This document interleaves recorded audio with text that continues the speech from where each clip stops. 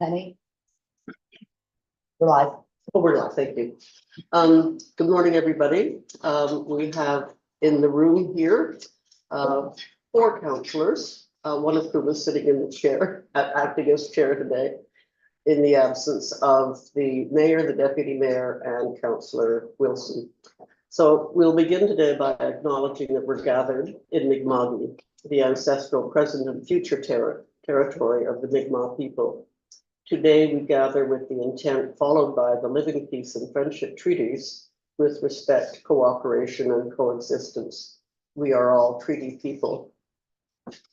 We can call the meeting to order, and I'll ask for approval of the agenda. Motion to approve.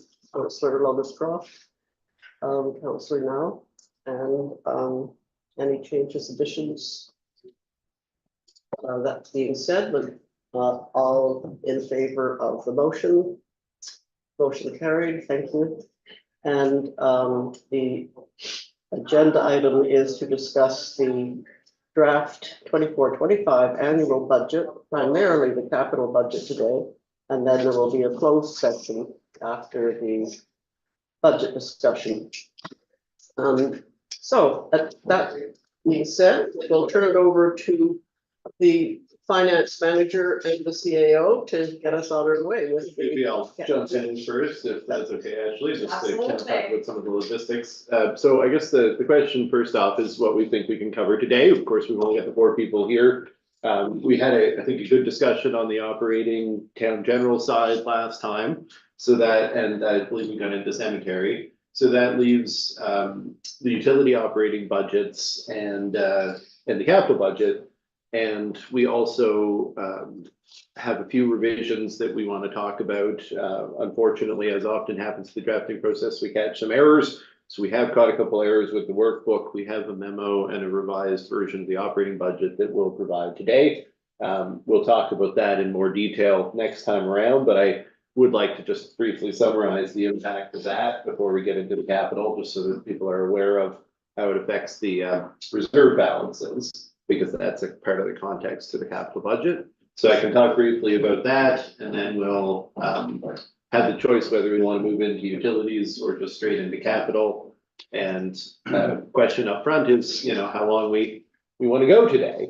So based on that, it might help us to calibrate whether we want to try to cover all the utility discussions and the capital, whether we're planning to go into lunch hour, in which case we'll send staff for something, or whether we'd like to not do that, since there will inevitably now be a third meeting in order to get at least as close to possible all the members present. So we will have to talk about scheduling that today, but So love to hear some feedback. what is your wish about the timing of today's discussion? I'm willing to go as long as we need to go today so that our next meeting, we can really do some tidying up with.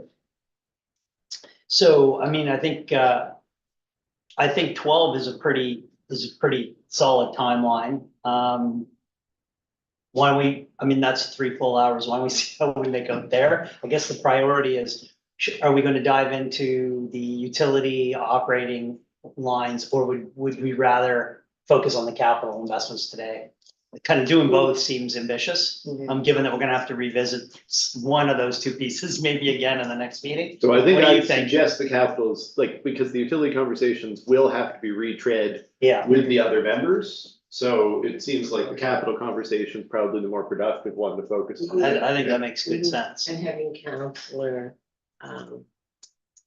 Wilson, yes, here would be beneficial to us, I think, with utilities. Yeah, I'm sure he'd like to be here for the utilities. So is that a plan? But that sounds like people are in agreement with us through the capital budget today, and then the other pieces till later when we have more people as well. More information and more people. I think that's also helpful because it focuses on one document versus Yeah. both. So I'm So- gonna speak to the operating just for a few minutes, and then we'll just move to the capital. So there were revisions that were requested, and Ashley sent out a version of that a couple of days back, I believe. So that was a revision of the budget, just addressing the changes council requested to see from the meeting last Friday. And there were a number of changes, so they're summarized in Ashley's document, so I'm not gonna go through them now. Also in support of that, we sent a revised budget version with the grant recommendations spelled out. So at the last meeting, we got a $30,000 budget. Mhm. Actually, that did go out, right? It was probably just incorporated into that version, so.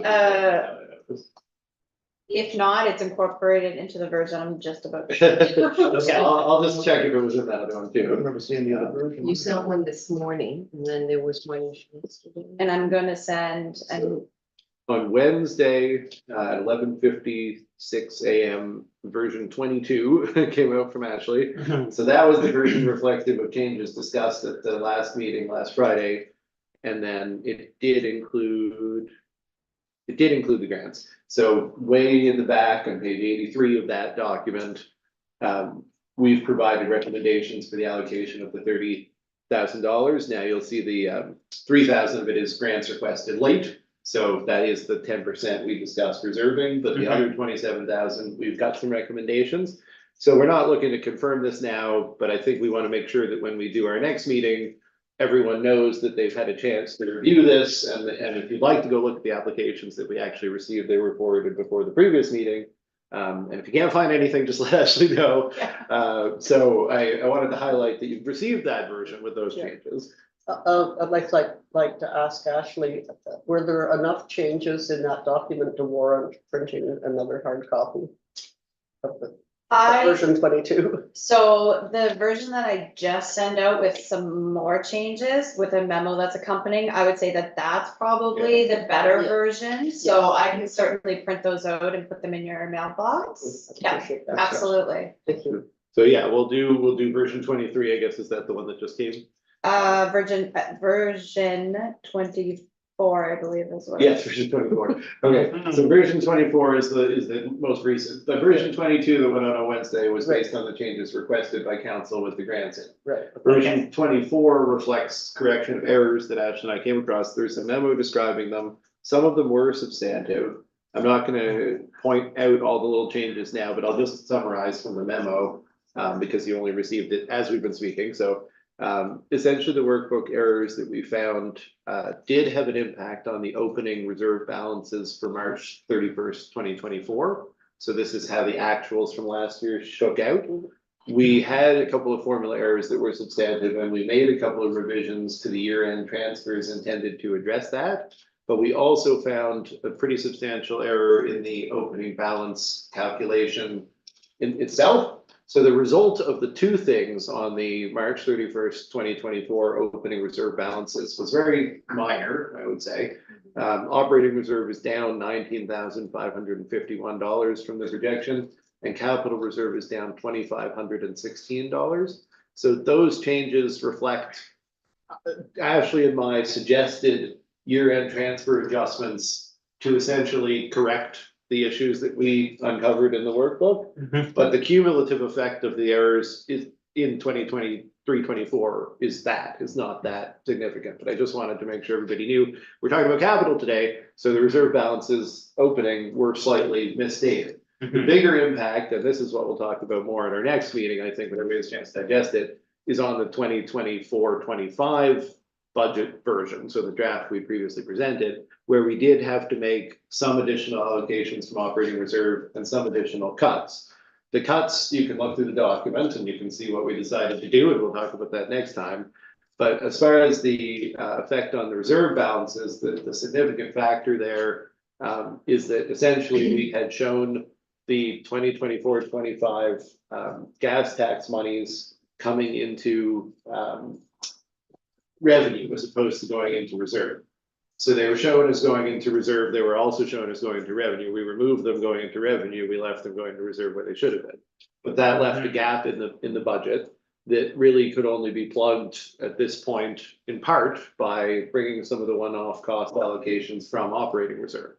As a result of that, we. For 2020, which? 2024-25. So what we're gonna ask you to look at next time is our recommendation to address this does include topping up the operating reserve because of a concern that if we're putting this on the operating reserve and we don't have the last 3 years of audits, we're not actually confident about the operating reserve balance. So we are recommending $100,000 from operating reserve in the way we've done before, looking at Joe, because we've talked about this before. So that whole discussion, whether to make more cuts to reduce that 100,000, I'd like to reserve that conversation for next meeting.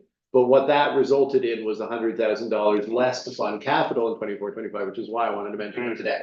Now, we can probably reduce that, and we'll have that conversation in the fullness of time. Mhm. We're happy to have it between meetings as well, or get an email, but I just wanted to mention that our suggestion to fix this does result in $100,000 less to fund capital due to the allocation of that 100,000 to the operating reserve. So we've gone from last year's budget where we were funding capital out of operating to, and I'm assuming we didn't even spend that much money given our positive variances. So I'm hoping that in the fullness of time, we're gonna see pretty. So that's almost a $400,000 cash swing in one fiscal year, going from 250 capital out of revenue to it taking revenue that was supposed to go to capital and moving it back in operating. Wow. Sort of, I mean, the capital and revenue last year wouldn't have been budgeted had we, the issues that we had last year that changed our projection for tax calculation. So we did budget the capital and revenue on the basis of. Thank you a for number that remembering, yes, was done. fair Yeah. enough. But still, there is a swing, and ultimately, Fair. I there got may you. not be, because we usually run surpluses. No, I gotcha. So what I'm hoping we'll do in 2024-25 is we'll Yeah. budget the 100,000 for operating reserve, but by the time we get to the end of the year, we've finished the audits, the operating reserve balance may be quite adequate. I just wouldn't want to say with confidence now that the operating reserve balance would be adequate, Yeah, because we fair haven't enough. transferred anything into it for 3 years. So that's where I'm concerned to just tell you that I would worry about allocating that 100,000 over to capital, which would be capital and revenue this year, Mhm. in this conversation this morning. Fair And then enough. we can have a more in-depth discussion at our next one. Okay, fair enough. So, in my simple way of understanding the budget, does this mean that we need to cut $100,000 from the projections here for the? proposal? Well, I mean, this budget, this capital budget is far more than what is funded out of the operating line. So Yeah. like it's relevant to the overall calculation. But I wouldn't say it's about directly cutting $100,000. I would just say when you think about whether to do something this year or next year or a Mhm. future Be year. aware. Be aware that we may not have quite as much cash this year as we thought we would. Mhm. So you Fair can enough. do it from a different source, obviously, Yeah. but you could also push something into future year. Yeah. Typically, in this conversation that we're gonna have this morning, we do a lot of shifting things to Yeah. future years, because I wanna remind everyone, I wanna remind people on TV, like, we, paying attention to this. What we do with the current year, capital is everything that came up through the year gets put in 2024-25. So Yeah. then when we have this discussion, we invariably decide that we're not actually gonna do all of those things this year. So when I Yeah. initially presented, I presented Yeah. with probably a fairly unrealistic picture of reserve impacts. And then Joe's always pleased by the next version where the reserve impacts are about half what they would have been, because we Yeah. decided not to do everything this year. Yeah. But that's just how I presented in order to give you the decision making to, Yeah. when are we gonna do those? So things. it's everything in the kitchen sink version, Yeah. version 1, and then. And it's kind of to the benefit of the other council members that you guys will today probably direct us to push some of those things in the future years so that we can just cut to that more Yeah. final version for that last meeting. I mean, historically, there's usually been unanimity around these decisions. Yeah. I'm not really expecting there'd be a big gap when the mayor, deputy mayor, and Councilor Wilson come back. I'm sure we all generally think the same way about these things. If anything, it could only be the question of, did you push enough stuff in the future years, probably, yeah. So with all that being said, I think we can get into the walkthrough on the capital budget. Ashley, did you want to add anything with respect to the revised operating drafts? I know I kind of went pretty fast. No, I think you covered it all. Thank you very much. All right. All right, Yeah. well, we'll leave it to you. Yes, Mr. capital's been a CAO, to lot of walk talking us for me through it. this morning. And it's certainly not without a lot of input from the, obviously, department heads and Ashley. I just end up being the one to work on the presentation of this. And what I'm gonna do after we have today's conversation is I'm gonna further clean up this document to include a little bit more information. So one of the things I really wanted to do was to provide some reference to the location of these projects, so that it would be a little bit more explicit for the public what we were talking about. And people often see a street name and they think, is this the whole street? And so I'm gonna try to improve that, but that's kind of the final presentation element today. If you have any questions about those details, just ask. Like, it may not be fully clear, some of the descriptions are a little brief. Usually I take the time to try to improve that in the final presentation, so I just wanna say, if you have any confusion, if anybody's not clear on what I'm referring to, then I'm happy to clarify. Are you willing to entertain questions from the public in between sessions too? I mean, we have the opportunity today at the end of this meeting for the public to ask questions for those who are watching. But for other members of the public. Yeah, I mean, people often send emails, I mean, it kind of just depends how much they're paying attention to these meetings and the documents, but yeah, if anybody writes in, Ashley and I will try to answer their questions. Absolutely. So the presentation of the capital budget this year has changed a little bit, and I very briefly mentioned this on the first night, but essentially we've continued the practice of breaking down the capital budget according to department headings. And this time we've really made sure that it matched exactly with the headings in the operating budget. So I've color coded them to try to make it a little bit more convenient, but ultimately these don't line up exactly with the asset classes in our asset management policy. So the headings are prescribed by the province, who does things like saying public health is cemeteries. That's their decision. That's how they reflect it. So we put it in that structure, but then I'm also going to add a little asset class signifier to the final version, so that if we wanted to be able to say how much is being spent on, stormwater infrastructure in particular or whatever, there's a number here that's under stormwater. And there's a number here that's under electrical or under whatever. But some of them involve purchasing vehicles, like the water department budget includes purchasing a vehicle or the proposed purchase of a vehicle. So it's only a small nuance, but the asset class information will allow us to put it in the same terms that our asset management policy puts it in. And I think those are actually better classifications than the classifications used by the province, but the provincial classifications haven't changed in a long time. So we're just trying to make sure that for readability, people can map it back to the operating budget. The other thing that changed was I spread out the prior year, future year, and current year projects. So I'm not going to focus a lot in reviewing this on the prior year projects, or even all that much on the future year projects. I'm going to focus in on those projects that actually would have costs in 24, 25. But I would happily address some of the interplay with the future years or prior years to the extent people want to talk about it. So the first section is public works. And within the public works section, page 1 of the capital, everybody should see that. We had a bunch of prior year projects. We had 8 prior year projects. Page 2 should show you, I hope it looks the same for everybody in the version, but page 2 should show you the list of the actual monies spent in the prior 2 years. So one of the advantages of this format is it does let us look forward and backward quite a bit. So you can see projects that were completed in 22-23. There's a few projects that were completed in 23-24. And the total spending in 22-23 was 96,606, and the total spending in 23-24 was 319,614. This version, I did not have time to note the source or external funding on prior or future year. I focused on 24-25. Hopefully by the time this goes public, I will have time to, or final, I will have time to note that, because it is important to note that those funds were not spent out of operating. Most of them came out of specific reserves. For example, the Public Works Articulating Tractor at 148,082, that was a reserve funded town equipment reserve expense. And so, we will put the source town equipment. If you look down below, right there on that same page under the current year, you can see the source TE town equipment. That's for current year. I'll go back and I'll fill that in on the prior year. Similarly, a lot of these initiatives, not these ones under public works equipment, but in the rest of the budget, did receive external funding. And I just didn't loop that back into this version, but I will try to do that, just because I think it's actually something we want to celebrate. We successfully get quite a bit of external funding.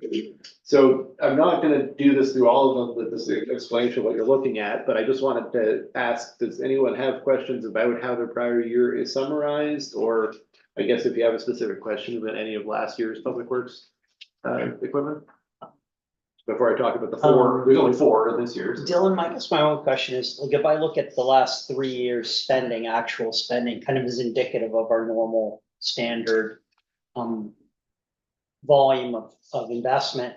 So that's about 700,000 over 3 years, right? Between, I'm looking on page, this is page 2, just the 2022, 23, 24, and I guess that's only 2 years, isn't it? Pardon me, my mistake. So $400,000, give or take. Yeah. Okay, so I know last year we prudently moved the equipment reserve assumption from 25,000 to 100,000. I'm just wondering, at the time, I thought we felt pretty good about that decision, but it looks to me that we might need to do more there conceptually. No, it's actually bang on.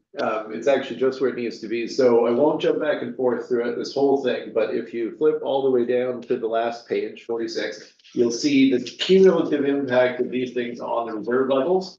So you're right, town equipment reserve is taking a $259,000 hit this year. Yeah, But if you are looking at it over time, the resulting balance on status of funds this year is still about 30,000. And I don't want to call back to that other sheet, but after this expenditure with a $100,000 transfer in, it's about 30. okay, And then, again, I'm sorry to jump back and forth, I'm not gonna do this whole bunch, but if you go back to page 2, which we were just on, then on page 2, you can see, page 3, so let's skip to the next one. Future year, you can see the projection for future year. This is a great joke, this is a good illustration. okay. So we've got 25, 26, 108, we got 10, so, Yeah, you okay. can see how Okay. actually that 100 by So- 3031 could result in a balance of a couple $100,000 in the reserve. And then we probably drop the transfer if we've gotten to a good level. Okay, gotcha. Okay, Yeah, so. so it's that- right on, it's all right right. where it would be.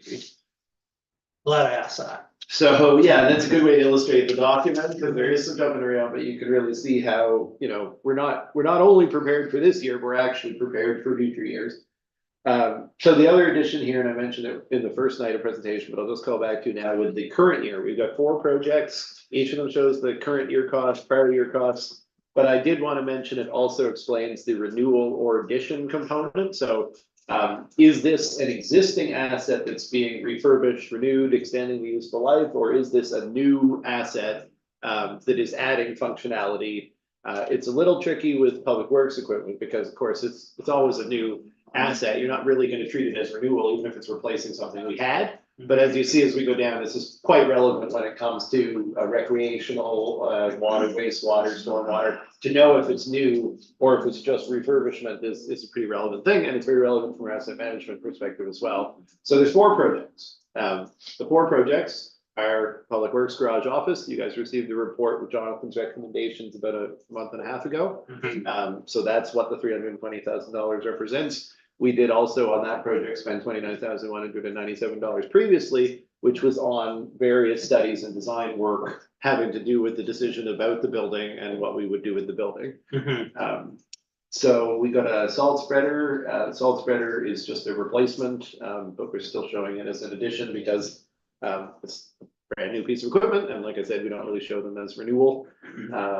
And the backhoe is a suggestion. So this was, I think originally, yeah, I don't think there's actually been much change. I was gonna say this was in last year's budget as something we were gonna buy. Jonathan's got a new estimate. I think it's a little bit higher, but ultimately his recommendation is that the backhoe is the priority this year. And then if you look on next year, there is a replacement, like light duty truck as well. But the backhoe is the priority this year, and it's the most expensive piece of equipment that we had, so. Is the old backhoe in that bad shape that we gotta replace it, or, I mean, it doesn't get used all that much for what it's supposed to be used for. I guess it gets used quite a bit in a variety of different ways, so yeah, maybe different ways, but it is, in Jonathan's opinion, it is very much at the end of its life. Now, I can't speak to why, why that assessment's been made, that's not really my, technical area of expertise, but his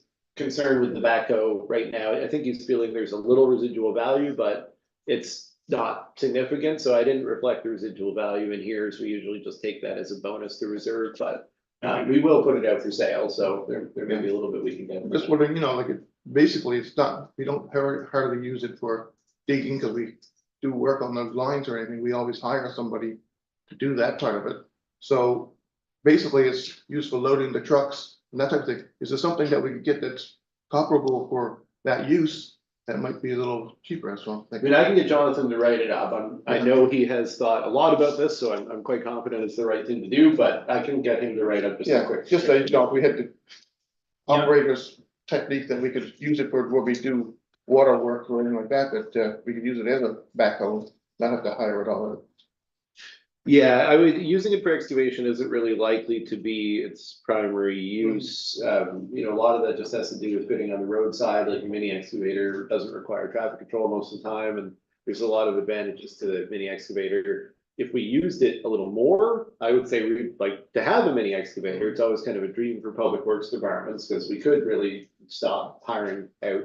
And it may be that, given our local contractor's always been very handy to us here in town, is probably not gonna be operating a lot longer. That may be something we consider in the future. Maybe there'll even be some used equipment that we could pick up at that time, so. But I'll get Jonathan to give his summary of why the backhoe needs to be done now and why it's so important to the public works staff. Does the town open graves? Or is that privately contracted? It's privately contracted. Oh, Yeah. okay. Yeah, and again, you'd wanna use a mini. They used excavator. Yeah, to you wanna open use a the mini graves at excavator for that. one time. My only thoughts on the four projects is that I thought we had a good discussion about the Public Works garage and quoting Councillor Wilson at the time. It was a number that was reasonable, like you could get your head around it versus all of the other alternatives, which we've reviewed through the various staff reports, were much, much bigger numbers. So this, as I understand it, Dylan, will give us, 5-6 years of strong useful life of the old fire hall building, at least, at a minimum. And that would really kind of put that, the conversion of the fire hall to public works, put that issue to bed for, probably another half a decade at least. Yeah, I mean, it's a 5-year scope of work, but after 5 years, that just means that there will be Right. continued maintenance and, we'll have to make decisions. You don't ultimately decide to make other big investments after 5 years. Maybe we'll know that we're Well, no more. putting aside some money Yeah. towards a new plan. Maybe we have something in mind, but it certainly gives us that time at, as you say, the lowest nominal cost. Yes, but my sense of things is that, in a perfect world, hey, if we had to push something, we probably could push this, but on the other hand, we had a good conversation about it, and I thought there was, wide-ranging support to move that initiative along, to fully maximize the benefit of the building. The other item is the big truck. What do we call that? Loader? Backhoe. So this is exactly the kind of thing we were hoping to get through Joint Services Board procurement into person. So I was a little disappointed that we didn't accelerate that, putting that person in place. I think we can see here, it'd be really nice to have a person who's focusing on this kind of procurement like all day long, every day. And they would also know, hey, listen, New Germany needs a backhoe, and Bridgewater's ordering a backhoe. We get some economy of scale, but anyway, Well, I will say, it's and one this of the- was actually discussed yesterday at the procurement working group that MJSB set up as a precursor to having the shared service. Right. And the general sentiment on that, and I think it's probably true, but it remains to be seen, is that as far as economies of scale and equipment purchases, we're all leveraging Canoe now. So NSFM signed us up for this Canada-wide opportunity to leverage municipal pricing. So Okay. Canoe actually goes out and does these standing offer pricings with most, like when it comes to vehicles, they're mostly being done that way. Okay, So we actually aren't really going to tender for vehicles much okay, anymore. fair enough, We're great. just taking advantage of the standing offer pricing. So that was the feeling, was that really wouldn't change much with the shared procurement. Mhm. Like we'll probably just maximize the use of Canoe by the units, but we probably won't actually be tendering for vehicles. And sorry, folks, my final question. So from a process perspective, when you set that number up at 240, and I'm assuming that number is 240 net of residual, is the way that. No, it's 240 net of taxes. We don't include the residual. That's just a bonus. So if you come back and find the perfect solution that can be delivered in a timely way, but it's 250, do you have to come back to council for the delta? Or are you empowered? This is the sort of thing that we have talked about needing to revise our policies. I Yeah. mean, the way our policy works, I feel that I have $50,000 of Okay. leeway. All right, I would rather it be a little bit more nuanced, but $50,000 on a project like this is fine. like I It's think just that it's also 50,000 on the $10 million project. And I feel like in that case, it probably should be a percentage, but in any case, it's good enough for this to, Put it on the list. Yeah, It's to be yeah, reviewed. okay. So I just want to have a devil's advocate question, which is if we don't do the public works garage this year, what are the implications? It's a good question. So, we're using it now and we can continue to use it. The big drawback with the way we're using it now is that we're really not making much of any use out of the hall area. And there's not enough room in the bays to actually add value to the vehicle storage. So we could kind of cram everything in there that has to be covered, because obviously it's more covered storage than we had before. Mhm. But Jonathan's aspirations were to be able to actually move the vehicles around, do maintenance work and that type of thing. And without the other bays that he's proposed, we can't do that.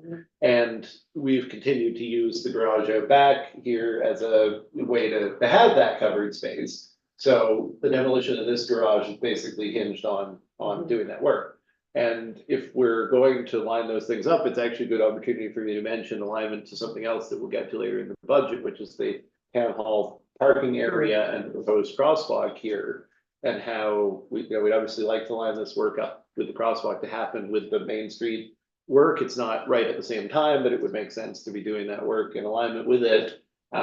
If we can't tear down the garage, we can't move staff parking behind the building, so a lot of the plans to convert the front area of the building here would be more challenging. We're already maximized in terms of staff parking, so, Today. there's a chain reaction of Public Works adds the bays, abandons the garage, we tear it down, we move staff parking back there, we renovate this front area into a new public facing area, so those things are all kind of interlinked. I also have in this budget, and we'll talk about this, I have said that the various town hall projects, there's 3 in here, right? There's the heating conversion, there's the exterior of the building, and there's also this thing with the parking lot. And this public works garage, I would say all of those things together, I've presented them as a debenture funded expense. So if they all happen in the same time frame, we go ahead and debenture them.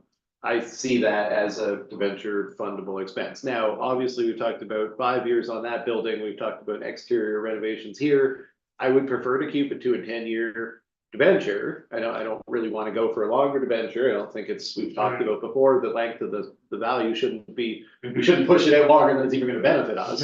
And there's some rationale to say this would be better as a reserve funded expense, but we certainly would have to look at a lot of the other reserve funded expenses and whether they're happening this year. And then revisit the question of, well, if we move some stuff to future years, can we see this as a reserve funded expense? But right now, I've presented both the town hall and that building as one facilities debenture that is projected as a debenture. So just to go back to my devil's advocate question, is there any consideration to doing partial renovations? So rather than the whole 320,000, some intermediate. I think the 320,000 is what Jonathan felt was the absolute The absolute minimum. Like, minimum. I really pressed him on it, because I know Councilor Wilson said this should be under 100,000, and there was just no way to get there in 2024 construction costs. Yeah. The big things that he noted were electrical upgrades to the building, and the floor has to be replaced. Yeah, so that floor, what are they planning to put in it that requires that hefty weight concrete? On the auditorium side? So the tiles are very fragile, they were assessed, I guess any of the vehicles would be a challenge. But I can ask. For the tiles, but I mean, if the concrete underneath is strong enough to hold like a Bobcat or anything like that, which it should be. I know they took some up and looked into it, and there's been a lot of consideration. You have a staff report I can recirculate, but I can ask Jonathan again if there's any additional, like, it might be something where you'd benefit from just having a conversation with Jonathan, which you're always welcome to do. Yeah. Cause I'm not sure I can, like, I know I'm giving you a Okay. report where he articulated that, but, Okay. And I yeah. think, yes, as CAO has said, some of those details were included in the original report.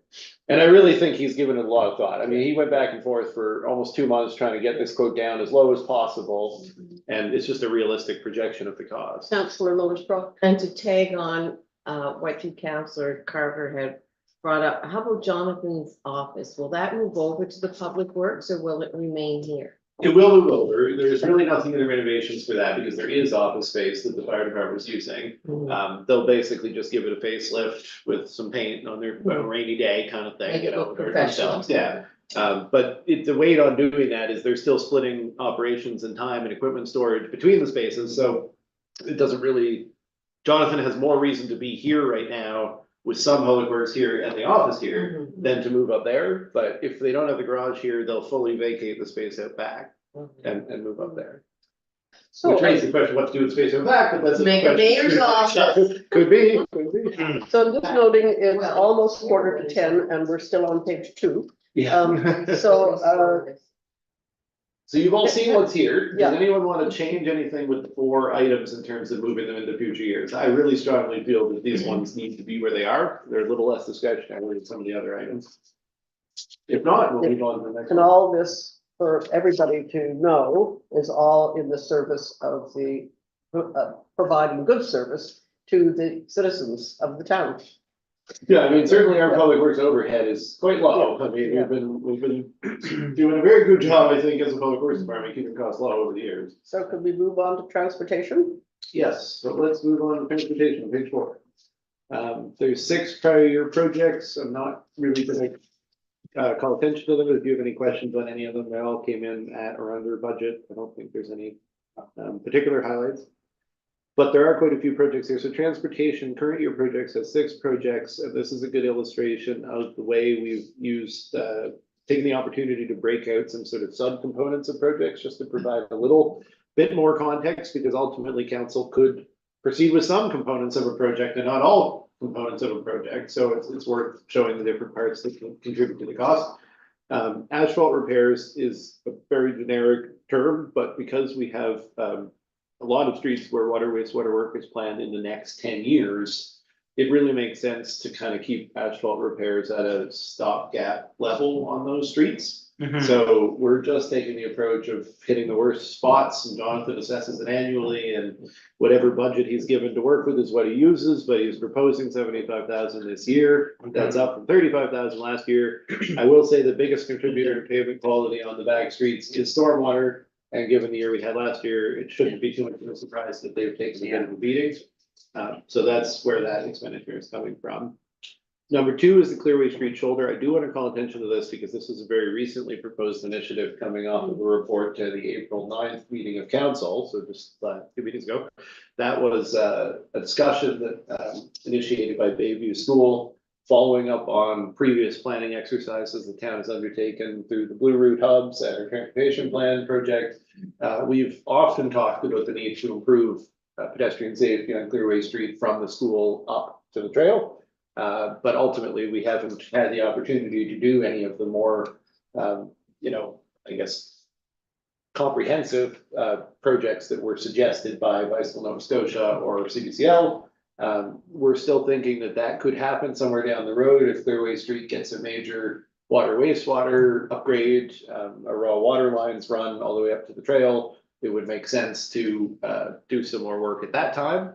But in the meantime, because that's projected to be 5 years away, the school has asked if we would consider just widening the shoulder for pedestrian safety. Ever since they asked this, I keep noticing kids walking on that section with no shoulder, so like there definitely are people doing that.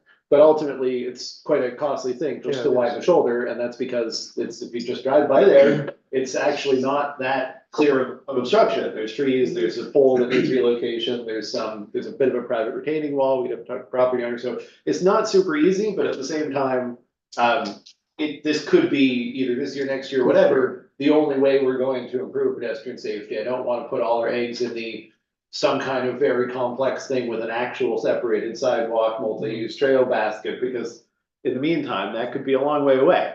So, any questions on this, whether we think this is something to be done this year, next year? You could wait until we go through the whole thing, and at our next meeting, somebody might say, well, it's just, we gotta look at this, but. Well, and I know my conversation with the school originally, they're not asking for a magic wand that all of a sudden this is done. They know it takes years sometimes to implement something into a plan and whatnot, but they always maybe keep in mind that this is a possibility to be done. I think if we push to the future somewhere along the way. Yeah.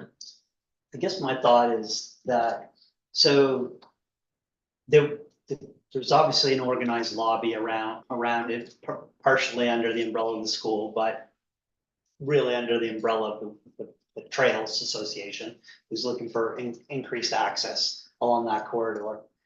When I think about it in the context of the Blue Route, I mean, it was this consideration was never really a core part of the Blue Route, most of which we haven't implemented yet, including like the link between Main Street and Kinburn, the improved sidewalk between along Kinburn, the entire length of Kinburn down to the old fire hall, the link between Fobo Road and Main Street on the top of Pleasant Street. Last year's decision to improve the safety and visibility of the end of Pleasant Street, which we deferred. So like the theme is that like that the most important projects always boil to the top in due course. But we had a bunch of projects that were ultra important to us a year ago that we didn't fund because of big cost inflation and overruns, and we decided we better not do it. But I just think it's difficult for me to get my head around a request that comes in on April 9th and gets fully funded on May 9th. Yeah, Right, like compared to what happened to the Pleasant Street project, we've been talking about the sidewalk up Fobo for my entire life. So I think this isn't a commentary on the merit of the investment, I just wonder if we need a little more soak time. What the other thing this brings to light is, I think inevitably we're gonna find with a bunch of these projects, they're gonna be a lot more expensive when we actually go to tender. So is 80 really 80, or is 80 really 90 or 100? I mean, history tells us that there can be a big gap. I mean, I think I'd prefer to make sure that we keep the cadence on the projects that we already have in the core plan, and maybe push this by 1 year. I do think this project should happen. I'd be more comfortable if we had a little more soak time on the plan, before trying to jam it together this it's summer. been, pushed on us very rapidly. And So- so I just wanna note, like, it's not pushed on in the sense that like, it's just here. There's, Oh, yeah. as Suzanne said, like, nobody would feel like you were letting them Yeah. down by doing it in the future. It just, I said, I put everything on Yeah. year one and then we move it. Yeah, And Joe, to your point with the NSLC connection trail, like that's in for next year, but even still hasn't been funded yet. yeah, fair So enough. to align the two of those does make some sense, because from the Blue Roots perspective, you were supposed to get from the trail on Clearway to Kinburn. Exactly. And so right now, you wouldn't be able to do that, you know, Mhm. yeah. So is there consensus around the table to move the Clearway Street Shoulder project to the next fiscal year on the chart? And we can either do motions on these as we go, which is probably the easiest, or one motion, I can summarize them and you can wait till the end, but I think it probably makes sense just do a quick revised draft budget motion. So it's only a motion to revise the draft budget, you You're may just changing the draft. Yeah. Okay. revised, motion to revise the draft budget to move the Clearway Street Shoulder to 25-26. Entertain a motion, Counselor Now, I'll second. Counselors, Lois Brock, second. Any more discussion? Not being heard, all in favor? Thank you. As Joe said, we typically have consensus on these, but the votes at least allow somebody to register dissent if somebody feels differently, so. So, The next one is the Orchard Parish paving project. So really this became a project when Jonathan and I realized that these three things would be taken together. And would be beneficial to do that. So we pushed the paving of the Parish Street parking lot from last year. We pushed it forward. And then with the stormwater issues, the condition of Parish and Orchard is worsening. We would recommend doing these all at one time because they're all pavement in an immediate close area. But you can see the breakdown on page 5 if you want to see it. It's 123,000, but it is broken down between the three. And this is something that is like a general capital reserve or capital revenue or gas tax. I noted that we'll, in the fullness of time, we will decide which one of those three it is. But ultimately, they're kind of all the same thing in terms of like to fund capital on the status of funds sheet. So I think we're basically saying, this gets worse every year if we don't do it. It is something that certainly would, I'm sure residents in that area would be pleased. But at the end of the day, could it wait another year? Well, I mean, how streets necessary will is- continue to exist, they'll just be in worse condition. How necessary is the Perry Street parking lot? This, Well, at this This point, year. we can't not- really, it certainly needs the work in terms of being able to properly paint lines on it and delineate the area. It's a very rough shape, so. which area is the Parish Street parking lot? Not behind the church? Yeah. Behind the behind house? Behind the hall. That now, Oh, we do? yeah, Oh, and so it's public parking and it's Yeah. fine, and it is well used Yeah. as public parking. the area behind the hall? That was part Oh, of, I part of didn't our know that. arrangement. And we did say when we leased it, that we'd be responsible for the Okay. pavement maintenance. But it's a choice, right? If the church was doing it, they wouldn't have $20,000 to Right. spend. So I guess, you know, in the fullness of time, I certainly think this has to happen, but whether it has to happen this year, I wouldn't go ahead and pave Parish and not pave the parking lot, I I guess. mean, At that point, you're kind of just wasting the money of deploying to do it again at another time. so when we pave the parish parking lots, and we've had other conversations about entering into parking lots and making sure there's curbs to clearly delineate where you enter the parking lot, where you leave the parking lot. We had other conversations about that on Main Street, in Main Street situations. I'm wondering, like, is there any opportunity there, especially around the trees, those, like, to actually have like a legitimate curb so that we can more clearly, so we can actually have some on, like, we can actually have some demarc points where people physically turn into the parking lot? Because right now, as you know, it's kind of a madhouse. Everybody's driving in there because you've got these big expansive entries and exits. I'm just wondering. I think that was Like- part of the intention. Now, I don't think concrete is necessarily in this budget, but certainly cleaning it up and then repainting it and making it very clear where the actual entrance and exit are is part of what would be done with the paving. And whether we can afford a little bit 20. of concrete curb or something, I'll talk to Jonathan what makes sense, but Mhm. you know, we might be better just restoring an area to grass in between the entrance and exit and having some plantings there, and people won't drive over that, so you know, that would work. That would probably be the best. Okay, anyway, you. But I think that's It's a high- exactly the kind of point with like, why would you do Parish? Knowing you get those issues, it really would be reasonable to go ahead and redo the parking lot and then repaint it and make it all clear spots, exit, you know. What I like about that, sorry, I was just gonna ask if there are any other questions about that item. I think by the town doing this, it really clearly establishes that parking lot is a community parking lot versus just people parking there in the church parking lot. So I think having it, if we're going to spend the $20,000, it would be nice to have it, everyone to look at it and say, that's improved. Like, I'd like to see an actual upgrade somehow, but Yeah. anyway. Does it have, Councillor Oderscroft? yeah, does it have the signage now for public parking? Yep. I've never It noticed, does. probably because I I, added some also up at the corner of Edgewater directing people that way. and I then wondered where again- that parking was. I thought Yeah. someone just put up the sign by the. And there is another one at the parking lot to show, Oh, yep, yep. And I Okay. mean, obviously for tourists, it's being used, because they don't know it was ever seen as a private parking Right. lot. And Tim's patrons. Yeah, well, it's Yeah. people going to So- Tim's, and the transport trucks seem to love it, but that's part of the problem with Right, the in and yeah. out. Yeah. So I have a question. How long has that item been on our capital plan? The parking lot? The whole thing, the whole, Well, I think they've all been on in the last 2 years, but I don't think that we pushed them. I think they were supposed to be this year. And then the I see. parking lot got pushed until it aligned with them. And I now see, it's like, okay. well, we should do it all at once if we're doing it. So how long was the lease with parking? I think it's just an ongoing lease. perpetual. I'm just thinking that, you know, we paid this and all of a I think it sudden, might have been 15 years was the. I was just thinking that if we pave it and everything, then all of a sudden the church says, oh, we want that back. Well, that's, I mean, we built all of the parking lots along the Yeah. waterfront, which, Yeah, I yeah, know, so yeah. that. And we're about to improve them, so that is one argument to say, we could push this off till next year from the perspective that you wouldn't want it probably not to happen when the rest of Edgewater's Yeah, happening, sure. it would make sense. But at the same time, we're loading up a lot of stuff to happen simultaneously.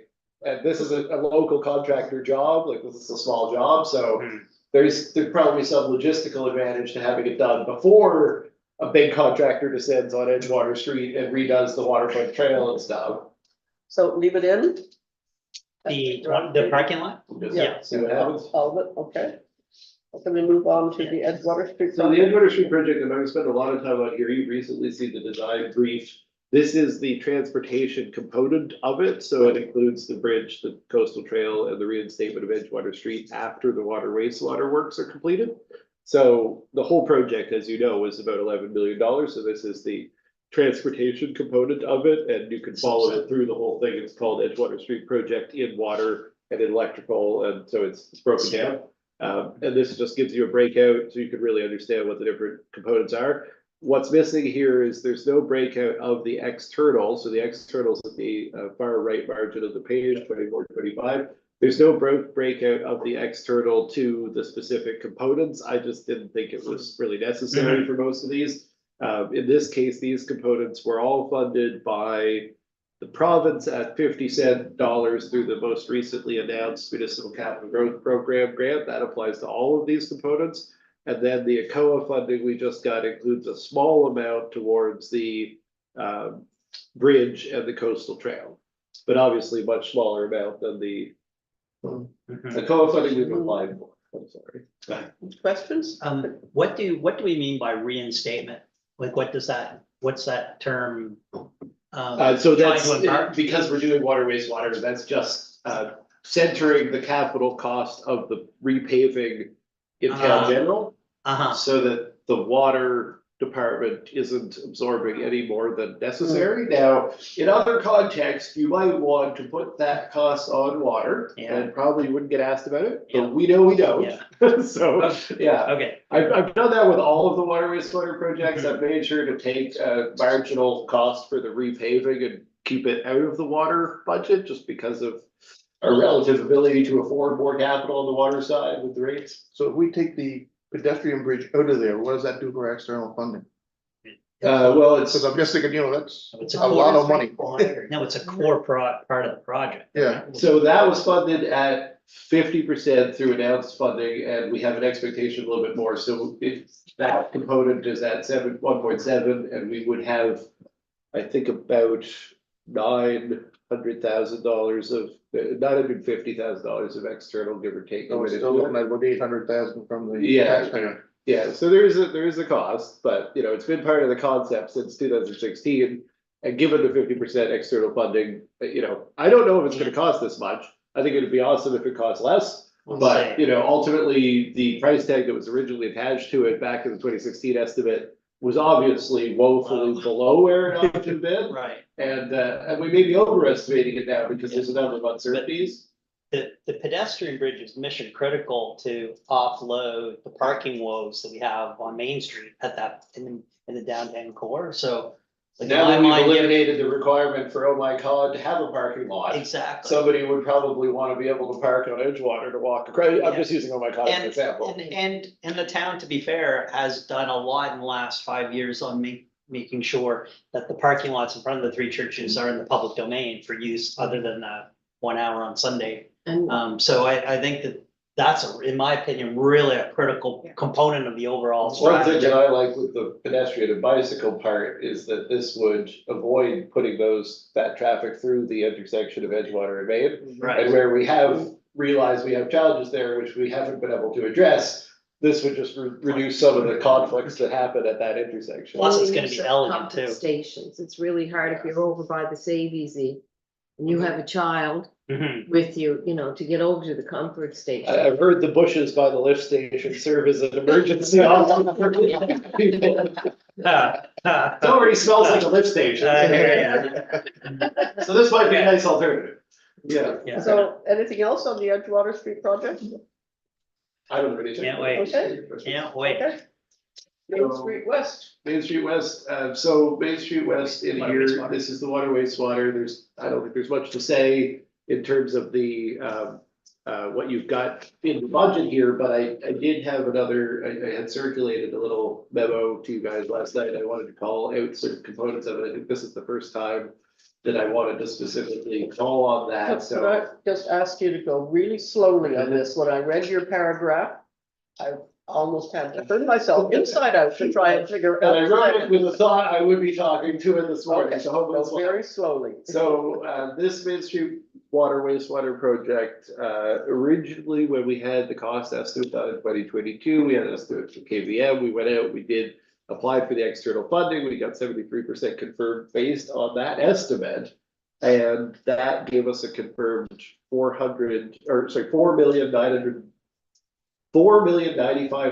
$4,095,667. Oh, I couldn't say that. Yep. So that's the confirmed external, which was based on 73% of the estimate from KVN. Which is WSP just 5.6? provided a new, 5.585. Okay. But yeah, so WSP just provided a new estimate. And Joe, do you have the document? Are you Yeah, I following do. along? Yep, So the WSP just provided a new estimate, 2024. no surprise, And right? actually, it's not that far off, it's 14% above, and that's We'll with take some it. healthy contingencies. That's a win, in my opinion. So I would say if we were just going with that scope, we'd be happy.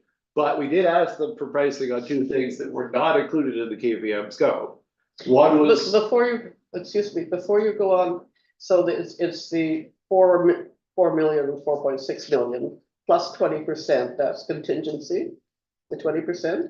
yeah, they put the contingency in the form of 20% and 15%, so I Okay, is think the it's supposed to 15%? represent the market uncertainty is the 15%, so it's like really an extra buffer because 20% is their usual contingency. Yeah.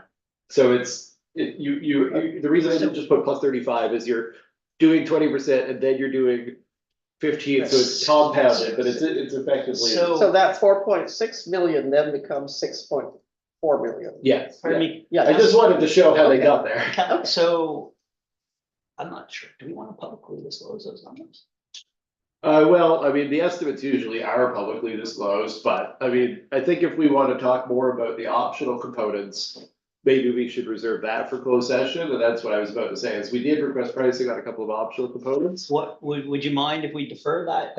Well, let's just move it into closed session Okay. today. We have a Yeah. closed session at the end of this. Okay, fair enough. It's for stuff like that. I should have said at the beginning, closed session is for when we want to talk about externally Yeah. funded or Mhm. contracted So- projects. And we so- might want to have some discussion about funding. Just if you could just remind us again on the scope of item 5, the original $5.6 million scope, $5.6 million scope, that was what on Main Yeah, Street? so essentially, it's a great point, especially if you're watching live. We completed an upgrade to our water distribution and raw water lines running from the treatment facility down to Main Street, which is a pretty substantial distance, like 500 meters. Mhm. That was completed 2 years ago now, I guess a year and a half ago, timed to coincide with the nursing home bill. So, and there was some contribution from McLeod with respect to their specific needs, the needs that they had. So that was completed and we set it all up to basically continue from the Learning Elias front yard, where the PRV chamber is, and continue from there down to 440 Main Street, which is around the Bay Tubs Barn area. So that is essentially a full upgrade of water, so it's a 8-inch now and it's going up to 10. 8 to 10, 10 to 12, and it's a 2-inch diameter increase of the water line. It also includes a new raw water line, replacement of sewer, and just general reinstatement of surface conditions, and so a full redo of everything except the sidewalk. Sidewalk repairs where needed, but we weren't really planning to fully reinstate the sidewalk between the 440 and basically the entrance to the long-term care facility, effectively that distance.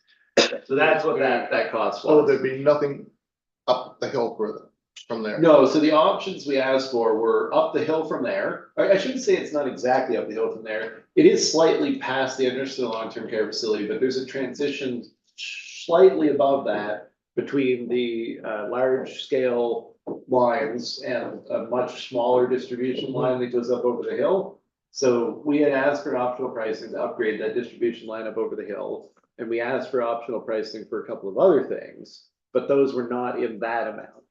So ultimately, we will talk, and I think we should probably talk in closed sessions about whether any of those extras can be added and what the status of funds to support that would be. I know some of the residents up there are complaining about the trickle of water that they get out of the tank. Yeah, so I mean, the biggest improvement for them would actually be, just, it won't reference money or external funding, but the location of the pressure reducing valve has a big difference to the water supplies to Long Hill and the top of Main Street.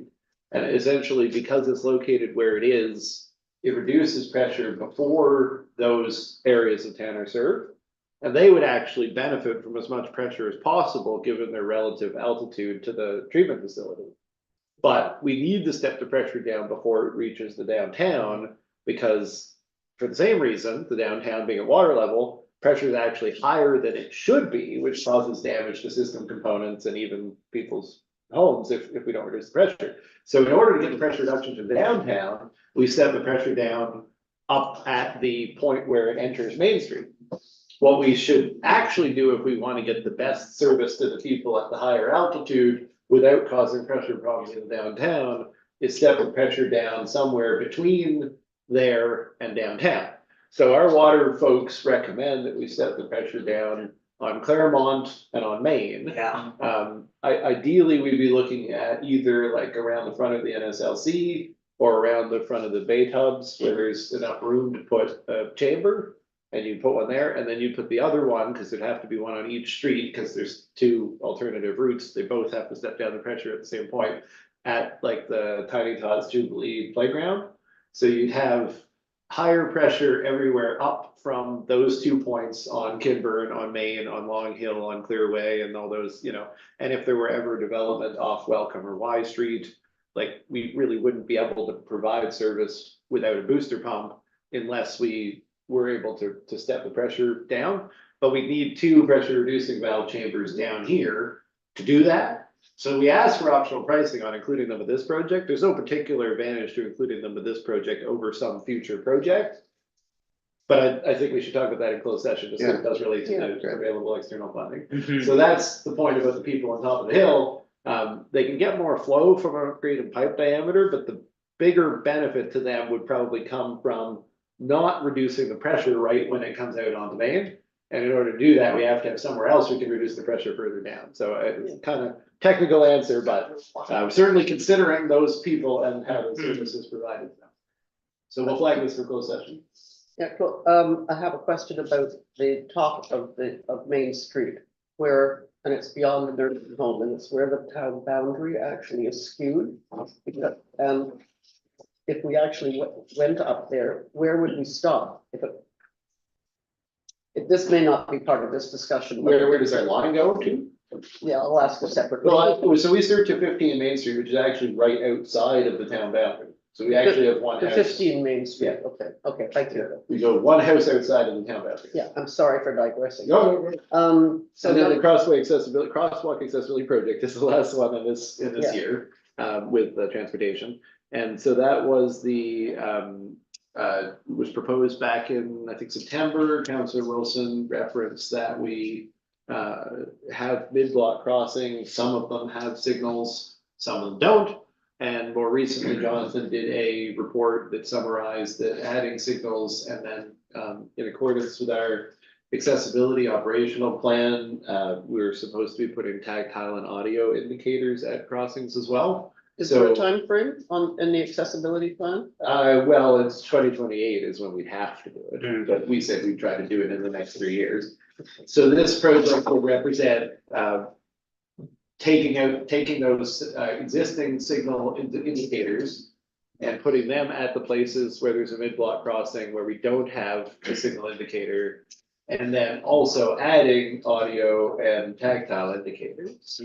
And this is slightly cheaper than was presented in the report that Jonathan provided about 2 months ago, because I removed the Edgewater Street locations and will just fold that into the Edgewater Street project. So this is not including Parish down on Edgewater.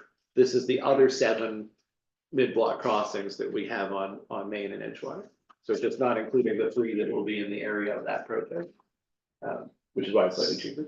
And I'm suggesting it be funded from the Sustainable Services Growth Fund. This is the provincial reserve that they gave us of 271,000 that has to be spent this year, because this is an accessibility project. It's an eligible cost. So you don't have to do them all at once, but this is the proposed cost to do them all at once. So, you know, I'm not incredibly enthusiastic about that expenditure. Like, I'd rather focus on fully funding the 2 comfort station investments that are under the accessibility umbrella, which I believe we also talked about funding from the same bucket of funds. So if I had to prioritize the investment, I'd prefer to spend the accessibility funding from that category on those projects, which also have, as I understand it, some percentage of matching funds. But net of even the matching funds, I thought our investment, our town's investment, was a good hunk of $200,000 at least, right? Which is a huge amount of money for 864 taxpayers. So, look, I think if I had to prioritize it, I'd rather this is just one opinion, I'd rather prioritize those projects where we already have matching funding versus this project where we have no matching funding. And then in the fullness of time, we can figure out, you know, how much of this type of work we would do. But the accessibility agenda, as you can see throughout the budget, is immense. And I just, I think we need more help from our partners to be able to push that agenda forward. I mean, I think we're all very supportive of the initiatives, but it's just, if you cumulatively add up all of the investments under the accessibility umbrella, it's, what, $500,000, $600,000, $700,000. So I just think it's well outside our means to do it all. So I think we would push this one. Any other comments? A quick bit of context on that point. So a good way to look at that would be if we don't do it all at once proactively, we do it when we are doing that area. Yeah. So that's why I removed Edgewater. And the other thing we could say is we would have to, because we basically committed in our plan that when we are doing a crossing, we'll do it right. Mhm. So for the Main Street one in project area, there's also 2 crossings. So if we just wanted to take that approach that I took at Edgewater, we'd say, let's take the 2 crossings in the Main Street project area and the 3 crossings on Edgewater, and let's just do all 5 of those as part of those projects, because we are essentially obligated when we're redoing one to do it up to code, basically. And then just not have a specific project to do proactive improvement outside of where there's a project. And we will eventually have Yeah. another project down Main Street, and we would pick up the other remaining locations at that time. I think it's down for being in 5 years' time in the extended budget. So that's where if we chose to knock this out, it would just basically scatter the improvements throughout the next 5 years when we do the work on those on those crosswalks. So I just want to mention, it's really not an either or, it's just do it now or do it later. Or do it spread out? Yeah, I mean, Spread it. I think that'd be the better way. 3 overhead sidewalks, 3 overhead lights in front of the 3 churches. Are we really gonna do that? Oh, no, sorry, it's not that. It's just the RFPs. It's just the existing things. It's just that the ones that we have now on Edgewater, they just be like that, except that they're supposed to make noise Okay, and they're supposed to have something down where your feet are that you actually Oh. feel. So those components of it are the additions. So Joe, no, there's no Yeah. overhead. It's all the Okay. little solar powered Yeah. push button. okay. And Jonathan confirmed that they can get enough power for the audio indicators off the solar, so they still don't have to be hardwired. So, So I'd say this could just be removed from the Remove budget it. as opposed to pushing it to a future Okay. year, because we're changing the philosophy from do it proactively to do it when the project requires us. to do with it. each project? Yeah. Okay. And if everybody's good with that, so Everybody I should make a okay with motion that? to remove this project from A the motion to remove this item, I- Councillor Lotus Crop. The councillor now seconds. Got that, Eric? I don't know the actual name of the item. Oh, crosswalk accessibility improvement, number 6 on page 5. Yeah. And it was Lotus Crop and councillor now. Thank you. 65. And we vote, did we vote? Oh, and a vote, yes, that would be good, yeah, all in favor? Thank you. Alright, so that's the transportation section, and then I'll just note there is some future year, but the future year transportation is still in need of some work, I think, if you skip down to page 9, you can really get a good view of the future year costs. Might have to clean up one of the intervening pages in there. Yeah. Page 9 is a good, so Jonathan's done a lot of work to project these out. We have timed these to correspond with the line replacement, so this is my point I was making about if there is line replacement work, we're gonna try to also reflect the transportation component in transportation. So this is a good way of looking at number F, future year 8 on page 9 there, Clearway Street Transmission Main. So this was a project to, and the separated multi-use trails, obviously the thing we'll come back to for more discussion, but this was a project to replace the raw water main on Clearway Street. So that's a water project, but 10% of the 20 million, or 20 million, 10% of the $2 million water project is reinstatement of the surface. Mhm. So that 200,000 I've put here so that it doesn't reflect against the water rate. Yeah. Yeah, and we're just Yeah. trying to avoid loading the Yeah. water rate. In other places where the water rate's relatively Yeah. low and taxes are relatively high, you do Exactly. the opposite. It'll be So I just wanted to illustrate that. cheaper for us to bring in bottled water for the entire town. So general government begins on page 10. We only had one per year project, which was unbudgeted, but I think appropriate, and I gave Ashley the authorization based on the cost of it to go ahead, so this is a panic button system, so that was something that was completed last year. But we have already agreed, and Jonathan's already gone out and confirmed to the contractor, who've already scheduled work, that we're doing the town hall exterior. So town hall project here includes three components. This is on page 11. Town hall project, town hall exterior is by far the largest component. It was originally budgeted 230 and 23-24, and after a bunch of revisions and back and forth and whatever, it ended up 232. So it's actually pretty good. And that's included here, and that's already happening.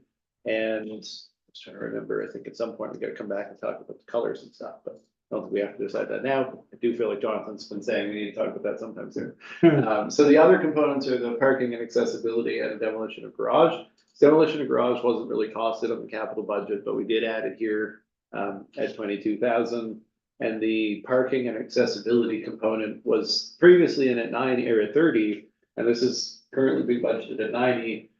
Essentially, you know, we got some recommendations about the access to this building in the accessibility plan development. So the biggest thing is around this notion of a new crosswalk, obviously, and reconfiguring the parking lot for the crosswalk. But there was also some advice that we have an area of seating here, and it kind of coincides well with the realignment of the parking lot. So what I would like to do, we're going to sort of sketch this out. We haven't paid for any external art of it, so it's sent to you guys, but is to have the crosswalk aligned to the front door of the building. So basically go straight across, and to close the in traffic entrance here, because the visibility is already poor and people do loops and if there's pedestrians, it's dangerous, and actually restore green space from the crossing to the boundary of the property. So we would not try to have parking on that side, because if you have people coming in the park cross, then they're backing out over the crossing constantly. So we're just saying that would be the end of the parking lot. We put angled parking like this way here, on this side of the crossing. So there'd still be parking spaces out front. They'd be angled that way. You'd access them from the same entrance as the AHS over there. So we'd have to redo the median so that it goes along on the other side there.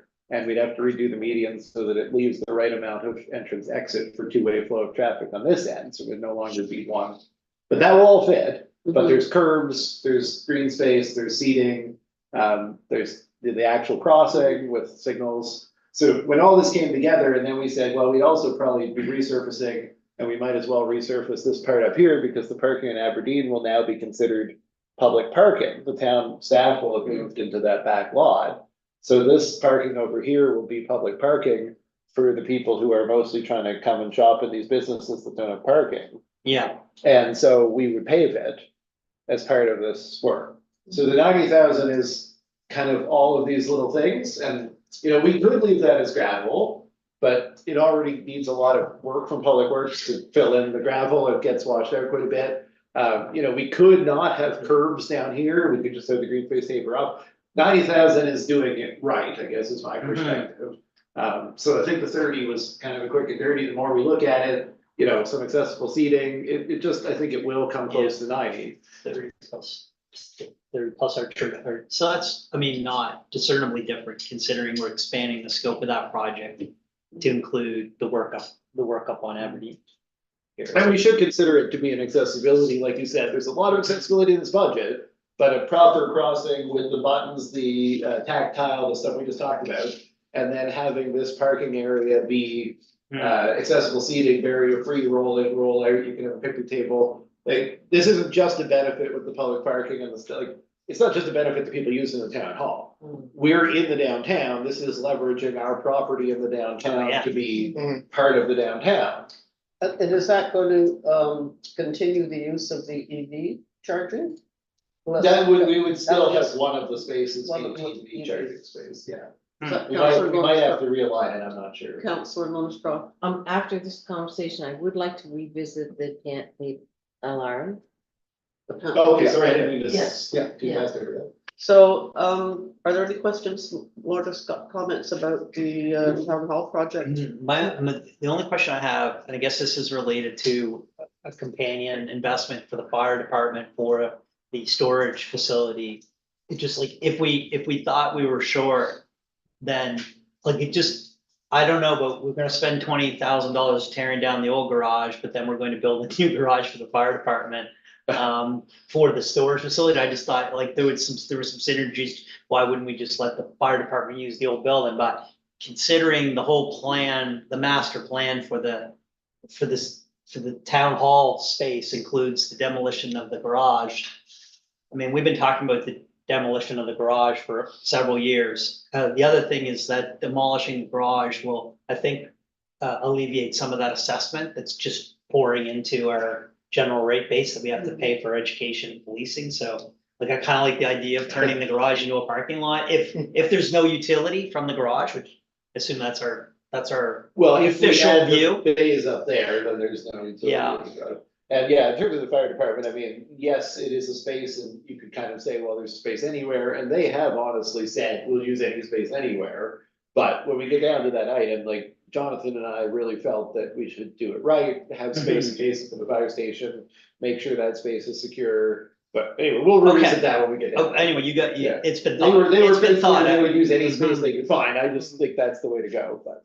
So the theme of the meeting so far has been like paving. I mean, we're doing like a biblical amount of asphalt all around town. Which is like, fair enough if it's required. Maybe there's a lot of synergies between all these various projects on pricing. I'm not sure. But It never hurts. I do think our experience on Pleasant Street, our last major high quality paving job is, I kind of sound like Lawrence Holman here, got blast from the past. So, not all these paving projects are created equal. And I think Modal certainly experienced that too. We talked about that a lot in Joint Services Board about like, there's a big difference between some of these vendors, the quality. And I just urge us to make sure, I think our experience tells us we get really high quality output from some of the vendors, including the, really once in a lifetime quality we saw on Pleasant Street. The other thing is, curb and gutter, like the curbs are really an attractive upgrade and really have shown to be a lot of value, and people like the curbs. And we ran into a lot of problems on Pleasant Street, if you recall, where we had one street had curb and the other street did not, and people were wondering like, where's my curb? So I know that whenever we're talking about these projects, there's always a question about, well, we'll save a few dollars, we won't put in the curb, but I wonder about the virtue of, if we're going to do this right, it's going to be a 20-year project. Now's the chance to put in curb, if it's logical to put in. I'm out of my depth there about where it makes sense and where it doesn't for snow removal, but I would urge us all to think about the attractiveness, the aesthetic of the curb, if it's financially feasible. I think there's a really good point about lining all the asphalt work up that we've talked about and whether we would get interest from some different parties. So if the Pleasant Street serves as an example, obviously the scale of the project warranted interest from different contractors. So if we were doing, Parish and Orchard and the parking lot there and this area here, like, okay, so that's a roll-in deployment that might be worth somebody a little larger bidding on that. Right. So I think that helps, because if we do spot patching, we'll always be doing it with the local contractor. Fair enough. And so the quality, so just to that point, I think it benefits us we'll leverage the amount of activities going on in this year to see if we can get interest from some other contractors. And for price, that's also good. Competition's good. Is there anything else on the town hall project that includes parking and accessibility? Anything else? So we're Okay. going to proceed with the demolition. That's going to be a done deal. And If part budget's of, approved, then that would be a done deal. We start the renovation of that building and line up. sorry, then the only last item, and this is just a loose end, then I do think we need a motion at a council meeting to formally convert the old fire hall into the public works building. By motion at council, I think that's important to do. And I think now that we're proceeding, if council approves the budget, which I'm assuming we will, then, and we're gonna make the $320,000 investment in the upgrade, we should really do that, because I think right now the use is under your temporary motion from last year. Right. Anyway, So, how do we deal with that in terms of getting it on an agenda? Do you just Yeah, take it out? I'll try to find a way to align it with the budget approval, so Okay. somehow we'll have a separate motion at that Okay. time, yeah. Yeah, thank you. And going back to Councillor Lemon and the panic button? Yes, it's only for the front desk. I would suggest that we either have panic buttons for up on this floor and that, the mobile ones. They often come with the installation of a panic button. The mobile, I always had one around my neck when I was by myself in the building, in my old office. Because you're probably gonna get more angry people at a council meeting or committee meeting. And that doesn't protect the people who are here. And people are becoming more and more aggressive.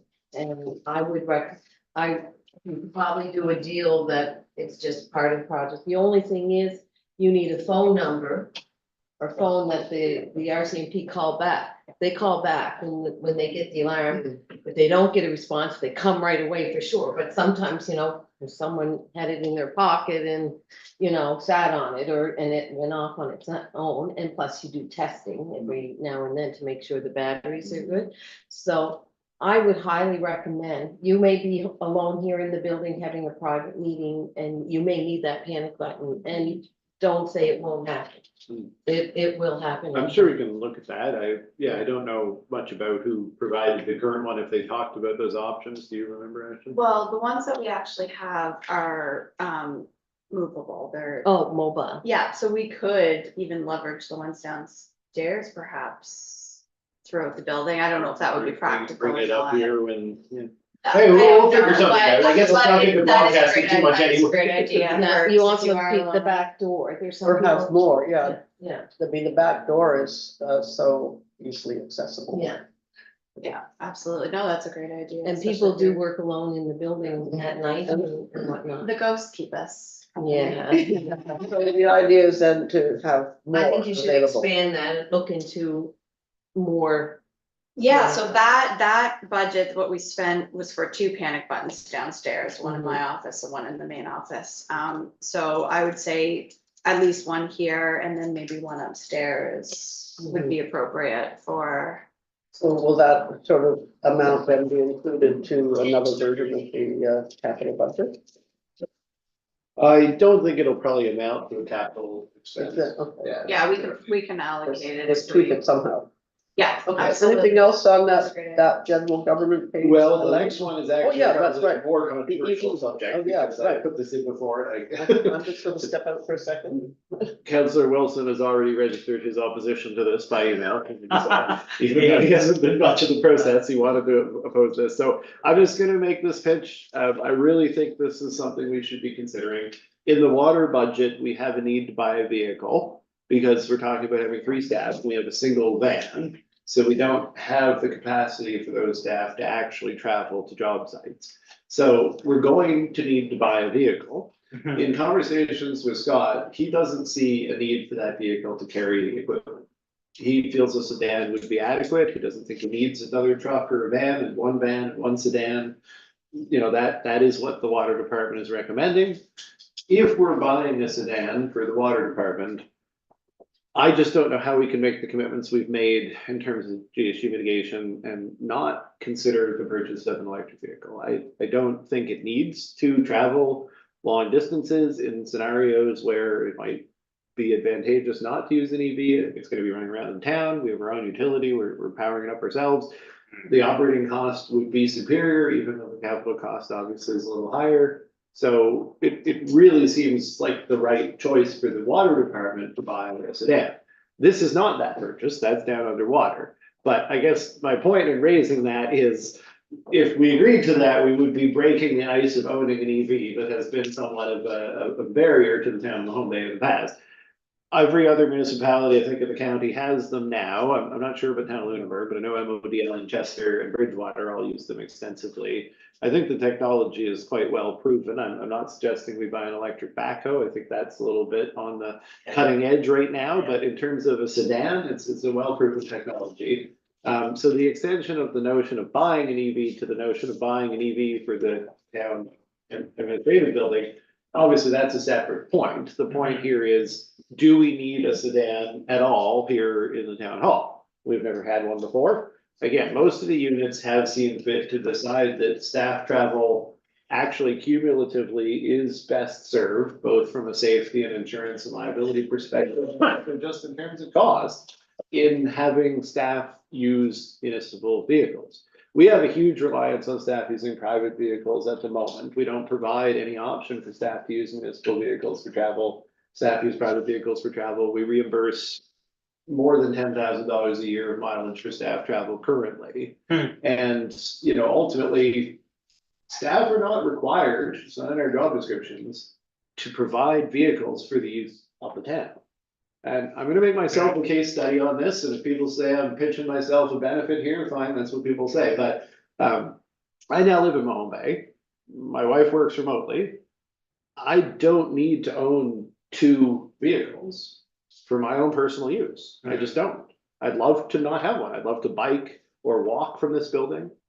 But when I'm here, at least 2 or 3 days a week, I have a meeting I have to attend somewhere else in the county. Currently, I have to have a separate vehicle. I have to maintain it, insure it, and have it available for use to benefit the town. I should not have to do that. Ultimately, the climate considerations, which I think are compelling, are secondary to the question of should the town have a vehicle available for the use of staff? So if we're not gonna buy an EV, well, my suggestion is we buy a vehicle anyway. At that point, why would we not buy an EV for all the reasons that I just explained with respect to the water utility? And it is the only way we'll eliminate corporate emissions due to travel, because otherwise people's private vehicles are going to be gas burning vehicles.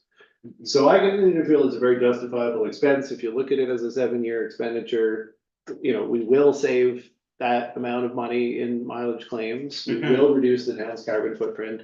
And ultimately, I guess the town will have to figure out what happens when I'm driving the backhoe to a meeting in Lunenburg, because when I can't afford to maintain my second car, I'm not gonna buy another one. So I don't know. I'm making myself an example. I'm sure some people would feel this was inappropriate, but I just, there are other staff in the circumstance. I just didn't want to call anyone out on it, but. So what is the main use by staff other than you in terms of travel? So, yeah, I would say that every day of, and on average, once a day, every day of the week, a person from this building is traveling to Chester, Lunenburg, or Bridgewater for meetings. And they're billing. And they're billing the mileage back. And that personal vehicle use is insured by the town. It's on the town's WCV.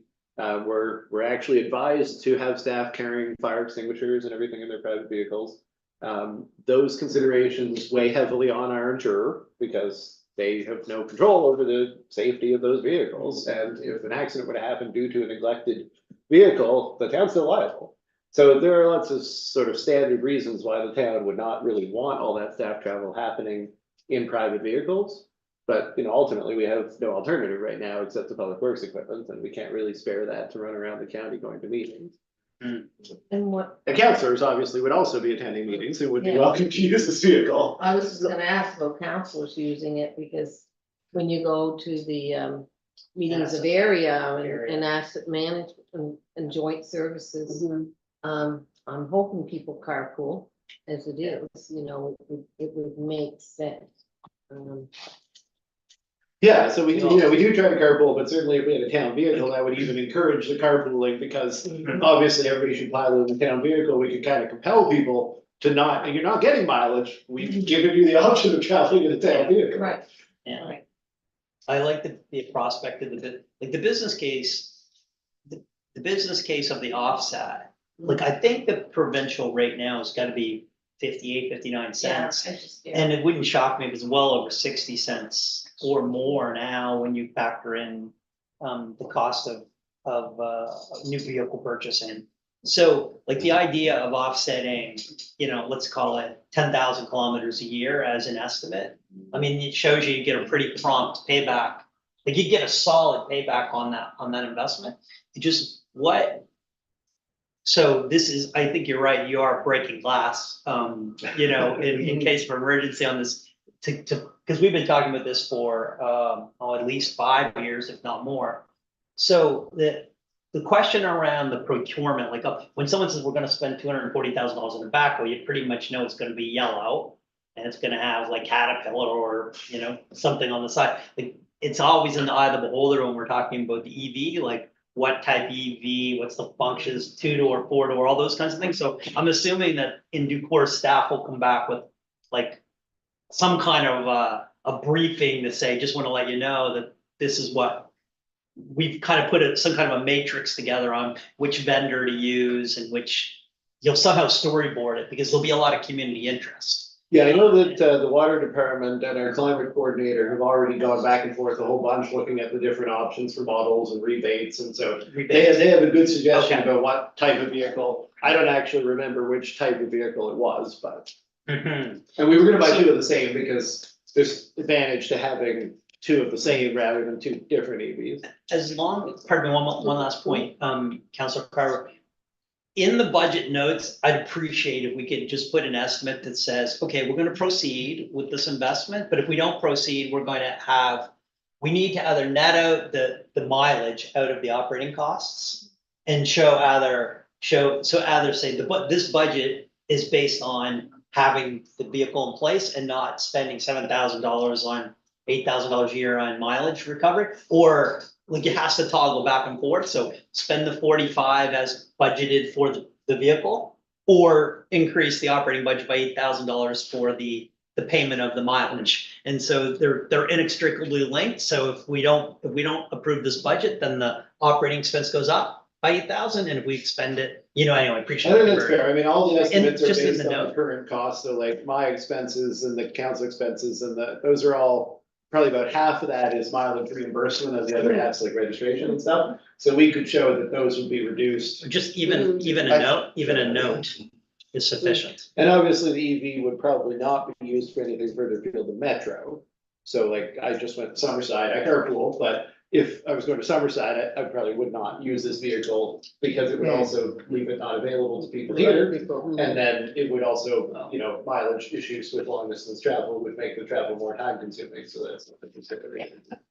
Yeah, I understand all the, compelling issues that you're making of purchases, but I'm still not sold that we need to go this route.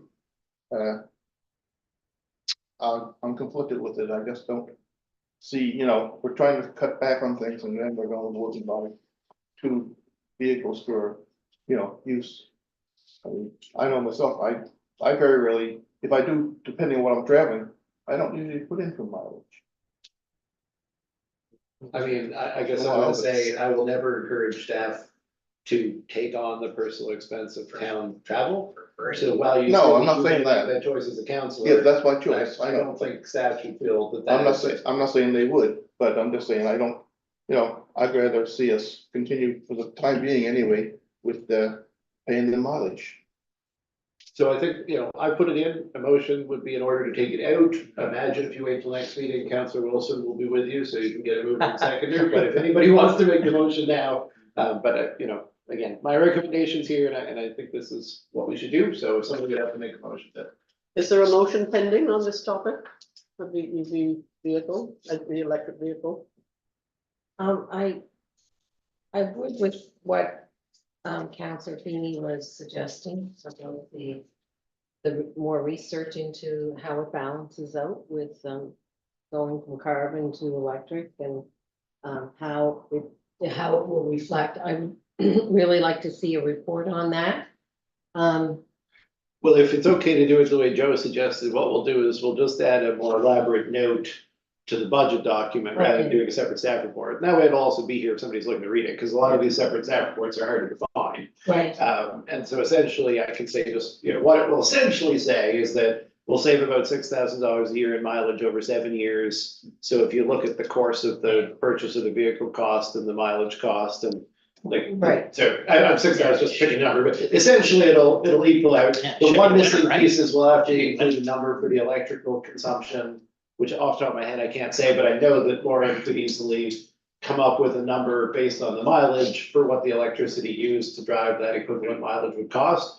I think it's typically in the area of 10% of fuel costs today. It's very, very low. But we'll make sure to put that back in, just so, because we shouldn't just reduce the fuel without showing the electricity used. But the electricity used is a great deal compared to Yeah. But the. you've also got the maintenance costs in there too. Business case should be strong. Yeah, with a 7-year purchase on an EV, I mean, we're expecting to be able to sell it without incurring a lot of maintenance costs, but in the last 2 years, over 5 years, we can add a little bit, But it's So- an EV sedan, it's not. So there's some ambivalence around the table, and there's a suggestion of adding more information to the operating budget notes, so that we can have a more formal discussion and decision at the next version. If that works for everybody. Yeah. If that's okay with everybody? Yes. Okay. I mean, that does take us to the general government.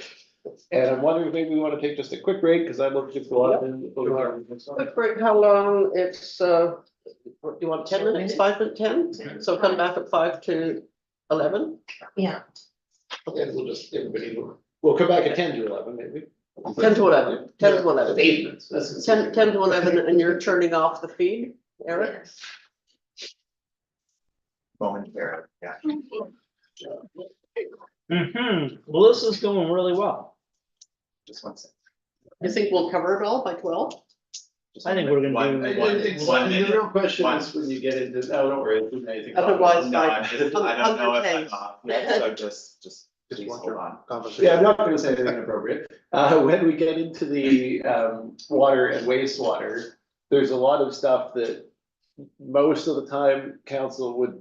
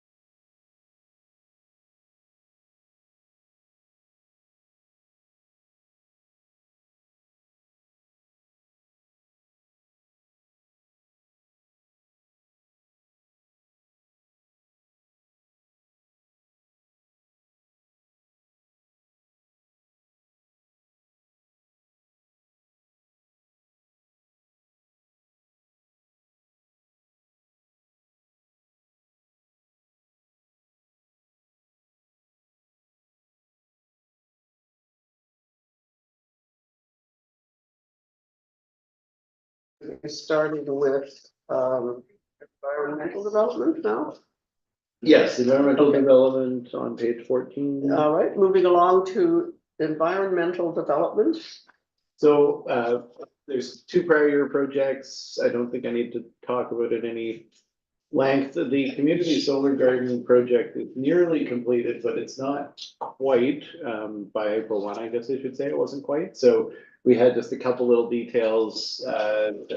They're all but one of them are finished now. But I did show it in the last $50,000 trailing into 24-25. Otherwise, the project is complete. The pump out station, to my knowledge, didn't happen. Yeah. We didn't give them the $12,000. I'm actually not really sure if they're just waiting till it breaks down or why it didn't happen last fall. And the government was to happen. Yeah, I think it's supposed to happen last fall, but they never came for their money. Yeah, no, I don't.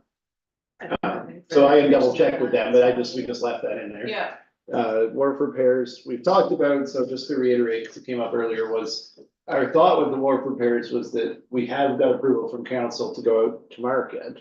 And we would see what response we received. Ultimately, I think the question's been raised, should we spend $1 million on this year? I still think the responsible thing to do, given the noted issues, is to attempt to resolve it. At the end of the day, if council wanted to set an arbitrary number less than this and just see what happens when we go out to tender, that wouldn't necessarily be a problem, because ultimately if it was over that number, we'd have to come back anyway. It might be somewhat to our advantage to set an arbitrary number that's less, so that we're sort of creating a challenge for a contractor to figure out what could be done for a lower number. So for the benefit of anybody who's watching, the amount that's there now is roughly $1 million to improve the structure of the wharf. So yes, the suggestion is to leave that amount in, or a smaller So I'm amount? suggesting leave it in, but the way it's shown here now, if it causes discomfort for some, what I would suggest versus pushing it a year is just setting a lower amount and then seeing what happens when we go out to market. Because I would want to attempt to go to market, as we discussed about a month ago when I brought this to council. Any comments, questions about that? Just thinking on the wharf part of it. So this is to do the cribbing around the front of the wharf, right? Yeah. What would happen, and it's only a very slight thought, if we cut the length of the wharf back and just used floating docks from the land? I'm no expert. I don't think it would reduce the cost. It would obviously in the future, there'd be less area to maintain, so it might, in the long run, it might be better. But the cost of doing the crib work versus restoring it and building it new, the type of change you're talking about, actually making the change would cost probably more than repairing what's there. Yeah, because the structure, there's some diagrams in the report that we got, and I forwarded you guys a couple months ago. I can recirculate it if you want, Richard, but there's some diagrams in there from Pinto. My understanding of the way that the structure of the inside of the wharf works is that if you were to start reducing it, then there'd be supports that would have to be redone. So I don't think it's an easy way to reduce the cost, it would be the short answer. Anybody else? So I'm really struggling with this investment this particular year. I'm kind of worried about, this is 100% borrowing to fund this.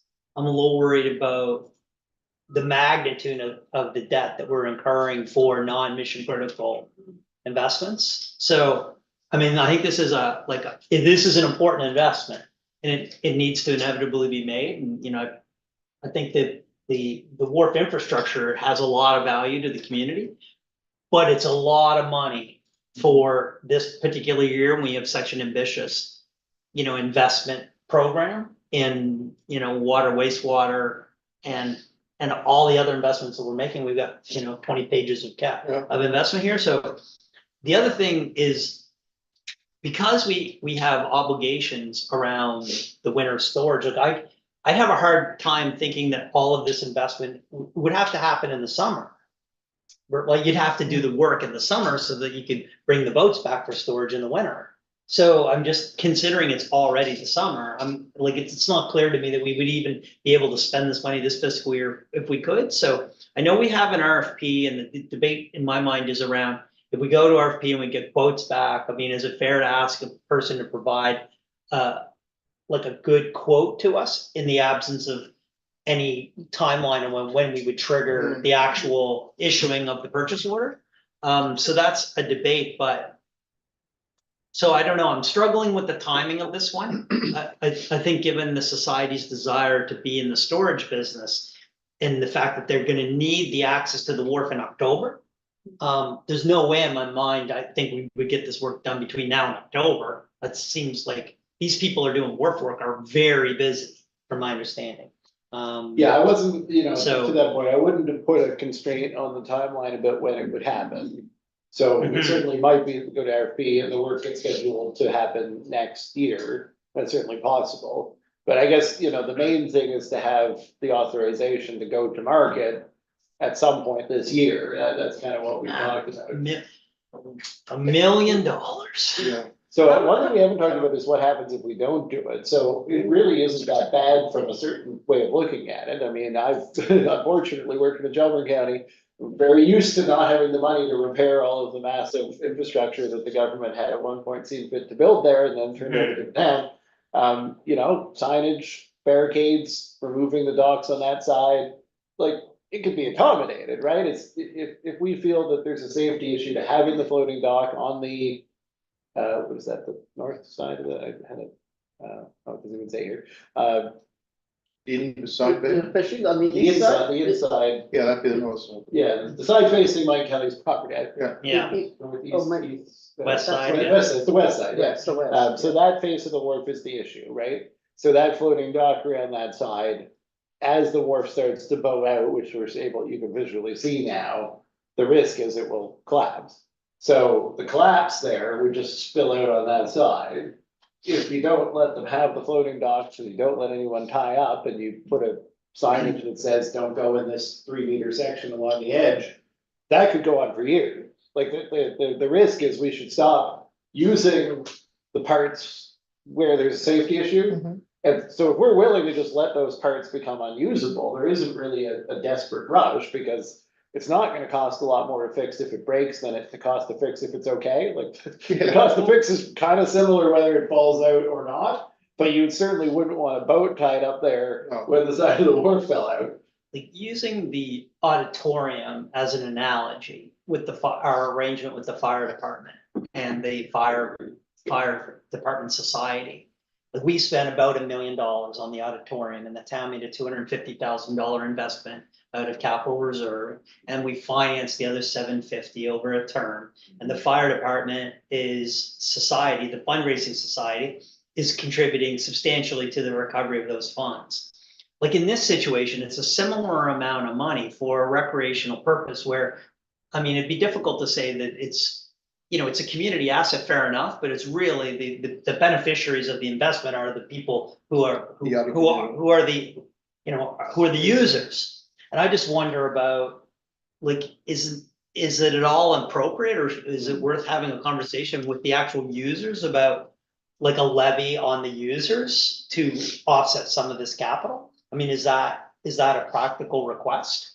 I'd certainly want to explore that to see if we can enter into more of a, does the rent of the moorings fully, is it based on the true cost of running the marina? And should we, I mean, is it no, I have no doubt that those moorings are cheaper. Well, of course they're cheaper if you don't have the infrastructure charges, you don't pay any property tax, and the entire asset's subsidized by the community.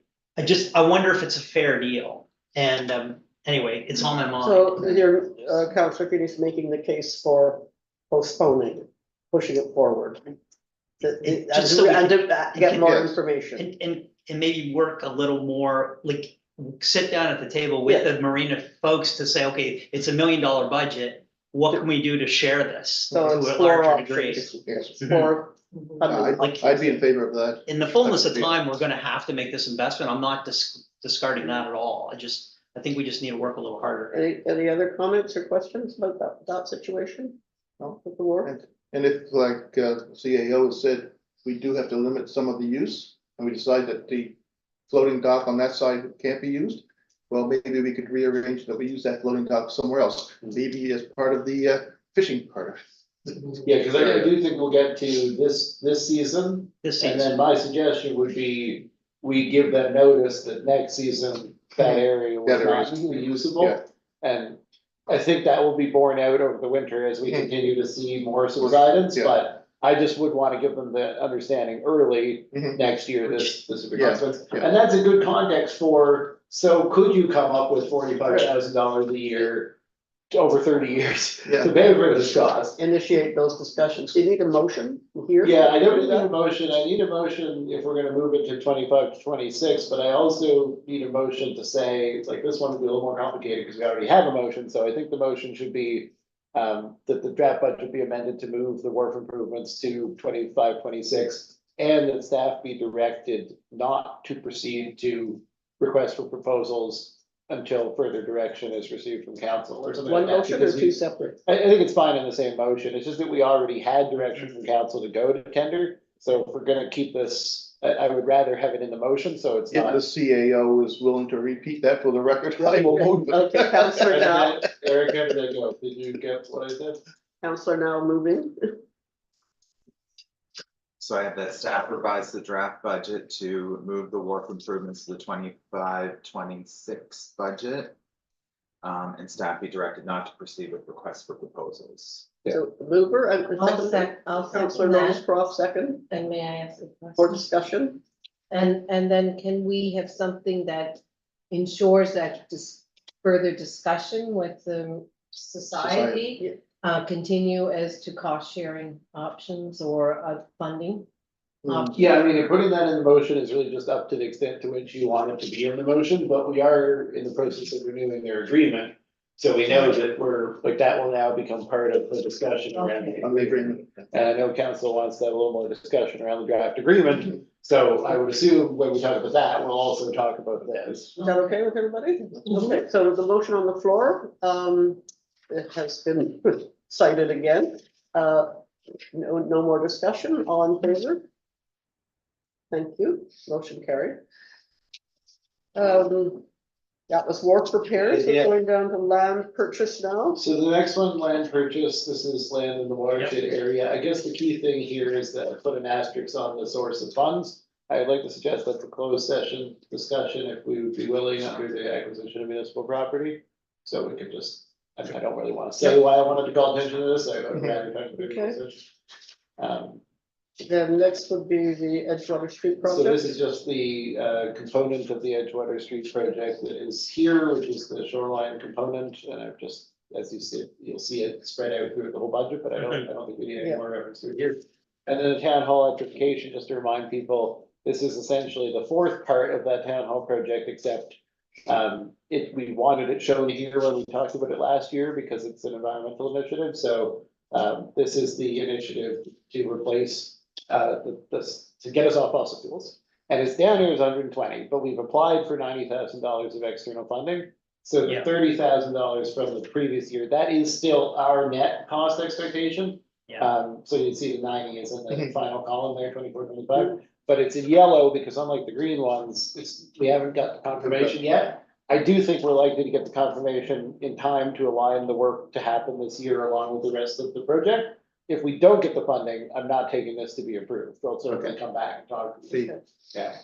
so That's any question. I'll take. when we do the electrification, are we talking more heat pumps? Are we talking replacing the furnace with an electric type thing or? Replacing the furnace, and I think there was one additional heat pump location. Lauren had done up a big report to you guys back in the fall that we had an audit done by Efficiency One. And they gave recommendations around the boilers and so it's a combination, but it would eliminate, and they need replacement, so it would eliminate the existing. Our estimate of costs, did we get an estimated cost on the replacement of the furnace? Yeah, the electric cost? 120 is, all of that is included. So we did get an actual. whatever. Yeah, well, that's part of what Efficiency One's Yeah. job is supposed to be, Okay. is they go out and get the external quotation. Okay, good. So we finished that section down to item 6, but down at the very bottom where FY what? The future year. there's another. Fiscal year, Yeah. what wharf improvements, what's that item? So that is on page 15, you can see that's Oh, it's 2930. Yeah. So that is just a placeholder for the Okay. anticipated next thing we probably have to do at the wharf, because Okay. we own it and it's, you know, Yeah. gonna depreciate, so it's really just trying to get it off the, you know, Okay. on the radar. On the list, Yeah. the wish, okay. So we can move ahead to recreation and culture. And then there's a lot of prior year projects, if anyone has any questions, there's 11 of them. I'm not gonna go through them in detail, but I did want to take a quick pause, and they're on page 17 if you want to see the actuals. Everything came in on budget, I think, pretty much, and there's many of them are under. There was a land purchase, it wasn't in the budget, but it was approved by council, that's the lands on Edgewater.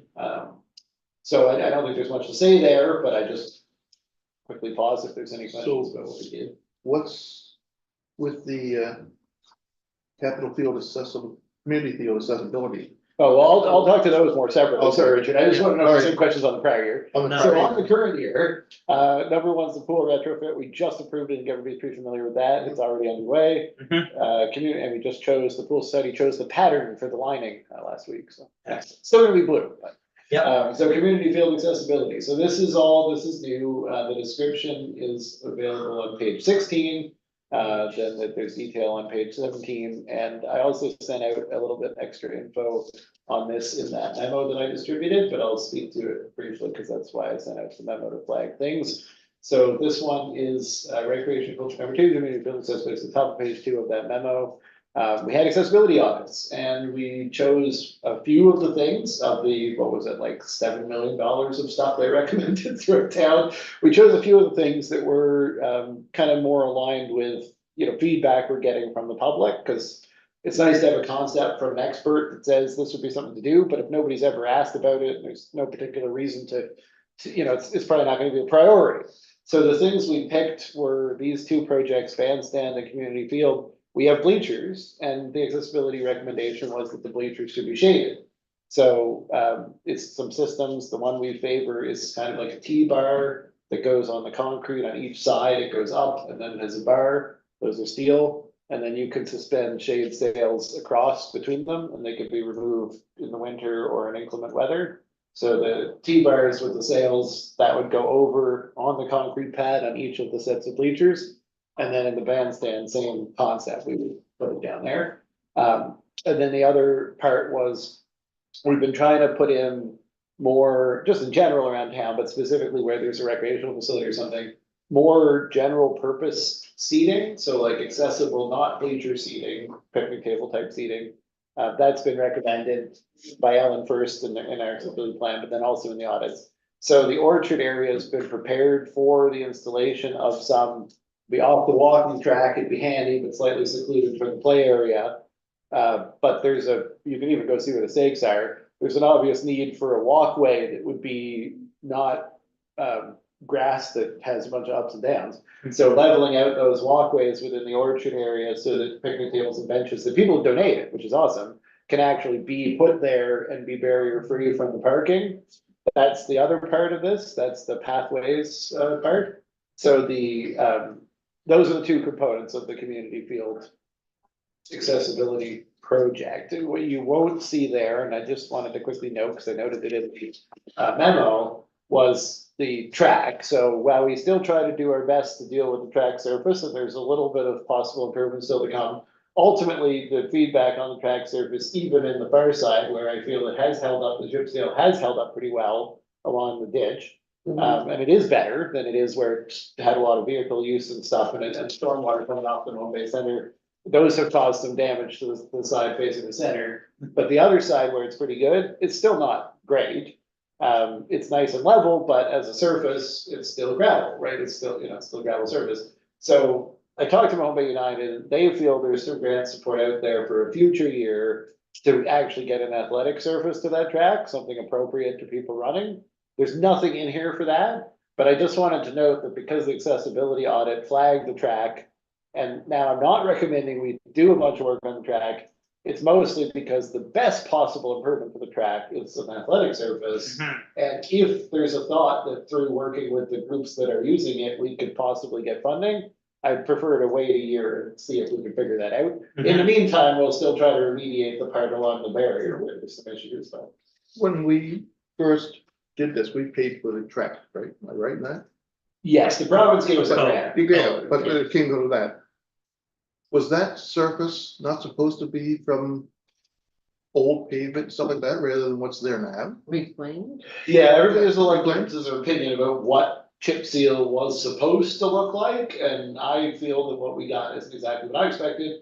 It's certainly not exactly what the accessibility audit, No. they were not pleased. But at the same time, I do think that what was quoted was closer to what we got than I imagined, so I don't think we're gonna manage to get the contractor to, for no extra money, come back and do a fundamentally different type of thing. So that's where I'm saying, let's do it right, let's take the time, hopefully we get grants. In the meantime, all we could do is just a little remediation, but it's still safe, it's just not ideal. So who's doing that remediation? Is it the original contractor? who's We're gonna- still working with the original Keep that contractor, together. they'll be doing some other work, other contracts, I see. so we're gonna let them deploy in a way that doesn't cost them more, but. With our fingers crossed. With their fingers crossed, but it's still not gonna be, I guess- fundamentally, it is still what it is. The theme though is that our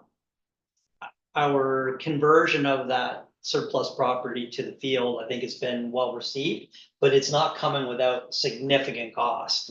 So not only the direct financing funding of the mower and the club, plus another incremental request for funds this year, plus this investment. Like what the absence of it is like, I don't see any money for Jubilee. And I'm wondering like maybe if we, because I don't think we can run two community fields, like how can one little town of 900 people run two community fields? Like we really have to focus our energies on one of them. And like maybe the other project that we were talking about, the conversion to the dog park, maybe that's logical. Look, So the question of the ball field and dog park and why aren't we recommending fixing the fence? I'll briefly like to connect to the new pool project here under extra, so I'll come back to that. Okay. Also, unfortunately, on the memo I sent out, and I will also come back to it in just one moment when we're at the end of these, there's a new Jubilee Park playground cost that Jonathan's suggesting, so unfortunately, I guess be careful what you ask for. We are being asked to spend some money on the Yeah, Jubilee Park. okay, I didn't. But so these Dog park, separate discussion. Yeah, these two community field expenditures, I think are some of the, if you're trying to cherry pick on the accessibility things that we've been encouraged to do, and we've said that we do these audits, and when we got the audits, we pick some stuff and we do them. These are things that also align with things residents have been asking for. Rather than just picking at random, I've tried to pick things, but it's still $54,000 and we don't have external funding. Yeah. And you could say, well, we'll just do this much every year, and that way we can maximize our use of external funding. Mhm. But it's gonna take an entire lifetime to implement all of the things that are on the list. Yeah. If we wait for our $40,000 a year of external funding to somehow stretch across, like, I mean, But it's not even a guarantee. But how for are we it. financing that 54? Are we So this is more? capital out of revenue or Capital. capital reserve or gas tax. We will determine at the end how much we've Okay. got and then I'll allocate it between them. Yeah, so it's not being paid from any external source and it's not coming from borrowing, so. The bandstand's basically the same, right? We do have some external funding on the bandstand because we've applied for, but haven't received $20,000 from the federal. Culture, what is that department called? Anyway, the federal cultural department. Can't remember what it's called. Federal, Yeah. not federal. provincial. Oh, Yeah, okay. so that's for the bandstand project and And what do we that do? What do we do? applied for over a year ago, but it probably will get an answer. It's federal, right? So it takes like 18 months. We'll probably get an answer sometime this year. Mhm. And that was for various small improvements, like within the facility, having a pull down thing for the wind off the harbor. And there's a whole bunch of little stuff, lighting and things like that. So that various improvement, that's the 24, that's already been, or sorry, that's the 60. 20, well, it's only part of that. So the 20 funded 20, that 20 is what was already there last year. The proposed addition to the bandstand as a result of the accessibility audits was the 40. And that 40 doesn't have external funding attached, and it's exactly like what we're talking about in the field. It's the same stuff. It's just more pathways and shading for the bleachers. So it's, you know, we could pick So, bandstand or yeah, field. so. That might be a good way to look at do one of them this year, one of them next year. They're very similar projects. The only advantage doing them at the same time is So- we'd probably be buying the exact same stuff. Yeah. So on one hand, we buy more of it. It's not really a discount for buying more of it. On the other hand, if we do it 2 years in a row, we'll also get the experience of seeing how the Shadesdale worked. Because maybe that isn't the best design, but it is the cheapest design. Are we really gonna spend $65,000 in cash on shading for bleachers? Like, that seems like an I think that- unfathomable amount of money under the accessibility umbrella. Like, I'm all for, like, conceptually, great project, but I think is the that shading was- really affordable? I think the shading works out to about 12,000 per bleacher. Like, 'cause Yeah, there's also I mean, some walkway. so, like, I'm just imagining we're going to be building the pedestrian bridge. Like, isn't it gonna be like construction chaos down there anyway with the installation of a bridge in the exact same corridor where the bandstand is? Like, I don't know. Like, I think we should really just focus our accessibility investments around the most mission critical investments. The comfort stations and, you know, where, like, I just, this is an unbelievable amount of money spent on that agenda, which. Look, I don't know, I think we, I think it makes it sense to seems push way at too least one of way too these much two. I money. I think to that point, Joe, if you're gonna push one of the two, I think the field being pushed might make more sense. Just because Why? we've got the external funding on the bandstand, so we're gonna potentially get some of that money. But also, if we do the pedestrian bridge, doing the bandstand improvements But- would at least be part of that larger waterfront upgrade. I'm just not seeing anybody come up to me and say, oh my, I'm gonna lose a lot. Your number one priority as a town is to finance, like, the bleacher shade. Shading, yeah. It's like, is that, has anyone ever had that conversation? Like, I don't know, don't you wanna sit on the bleachers in this? Anyway, I'm We sure. do actually get a lot of that feedback. So the Music Association has given us feedback that the people who attend their shows comment about it. And also McLeod Group has given us commentary that their use of the bleachers for their residents who like to get out to a show is impeded by that consideration because the people they have coming out actually. Yeah, I do know, have but those those sensitivities. groups, like, they're not taxpayers. I'm not We're saying already this is one giving of the- $2,500 to the. One at a time, please. Like, I'm just saying, like, in the hierarchy of needs here, based on this plethora of investment, like there has to be something that just doesn't rise to the ultimate priority. I'm just thinking, like, the shading on the bleachers to make it more comfortable for the McLeod group, like, I don't know, like, is that, I'm not losing any sleep over that this year, spending this, like, this is $65,000. That's an incredible amount of money to be investing in sunshades for bleachers. I don't know, just doesn't strike me as a priority. I'm not reading 65,000. It's the two projects. Sunshades on this one, and there are two different sunshades. 40,000 under There are then two. item 3 and 30,000 under item 2. Penny, do you mind if I? send my hand up? I just wanted to finish my thought there, if I may. So the sunshades are for two different events, one for the bleachers at the bandstand and one for the bleachers at the sports field, at the community field. So they're separate items, and my comment about the McLeod Group interest in sunshades for the bandstand and for their residents. The McLeod Group nursing home is certainly a major taxpayer in the town, to your comment about them not being taxpayers. And we've been funneling hundreds of thousands of dollars to their benefit. Right, and the CAO has a comment today. Yeah, so I guess, you know, I put these in thinking, as we said, that probably they would not all happen this year. So motion to defer is totally reasonable, and I don't want to be seen as arguing for them. I just think that when we have these discussions, you know, the idea that we've made commitments to their accessibility plan, we've carried out the audits, they've come back with recommendations, and the recommendations are being presented.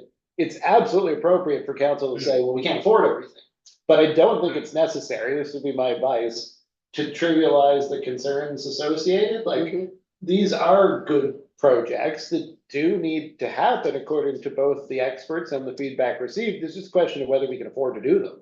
So I don't think we need to necessarily say, no one needs this and why would we do it? We can just say we can't necessarily afford to do it. I'm just cautioning, because, you know, we have made a lot of commitments to accessibility. We just can't afford to do them all ourselves. we can't. Counselor Lonescroft. Regarding the shade, my only concern is many of those people have mobility issues. They won't be sitting on the bandstand.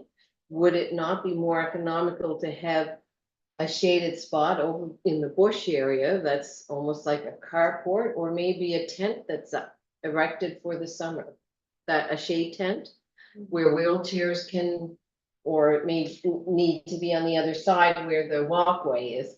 But I don't see many people coming from Mahone Nursing Home, sitting on the bleachers. I know, because when I walk with a cane, I can sit on the bottom bench. Most will be with walkers or aids, wheelchairs. And that's my experience with going to concerts and having people brought to them too. That's what I see. So I don't see the bleachers as being their prime area of sitting. I see it as maybe there's an area that has a shade covering, and it be allotted to people who are mobility challenged, not me and my kids with a blanket, but for those purposes, because I see that being more practical and usable for them. Thank you, Councillor Lonescroft. Mr. Hyde. I know it could take us a while, but Yeah. there's a lot of stuff I feel like I should respond to. So in the community field, the bleachers are of the best possible design in terms of accessibility. So they have an area that is intended for wheelchairs to fit in. Okay. So at the community field, I think you would cover both purposes pretty well with the bleachers being covered. It would benefit people in wheelchairs. It would also benefit the rest of the users. And we should remember that the accessibility issues around Sunlight are not the same as having mobility issues. There are people with one or the other. But with respect to the spot down here at the bleachers, at the bandstand, you're right, the bandstand bleachers are not the same design. And so a wheelchair is pulling up on the end as opposed to in the middle. And were there to be some additional seating, which we're certainly working towards having more picnic tables and benches, I'm sure people would choose those. Ultimately, this cost to have the shade sails and the walkways, even if the shade sails are configured to catch one bleacher and a picnic table or whatever, I don't think that, like, the cost is, like, we can talk more about the exact nature of the work, but ultimately, it's not a complete avoidance of the cost. It might make a difference, like a small difference. But I think what you're talking about with the bandstand, you'd still have to have an area with a concrete pad where the seating was located with the shade over it. And this is the cost to put in the shade anchors and the concrete. It wouldn't really be much different if the pad were 20 feet instead of 40 feet, I guess, is because the actual sail, the canvas, that's not expensive. No. Yeah. Okay. So given the. So it's all good points, though. They're all very good points. I just think you'd still have to budget Yeah. money if you want to do them. So, Mr. Hyde, given the concerns and questions that have been brought forward, do you have a suggestion about what to do with these two items? Well, you can either push both of them to a future year, or you could pick one. And my suggestion was, if you're going to pick one, the bandstand aligns with the Edgewater Street work. And so there may be some value if you're doing the pedestrian bridge and you come across the bridge to having the walkways and everything all done at the same time. So if you're trying to pick which one this year, which one next year, that might be a way to look at it. And there's some external funding for the bandstand project. But ultimately, it's the discretion of the group. We can push them both in the future years. I just think it's important that we at least in front talk about it and decide what to do. With apologies to Councillor Now, he had his hand up very politely and I ignored it. I just have to agree with Councillor Feeney that, you know, I think we're gonna get an awful lot of feedback if we spend $60,000 or $70,000 on shade for these bleachers and stuff like that. So I think they should either be moved well into the future or eliminated. I don't see us spending that kind of money this year, for sure.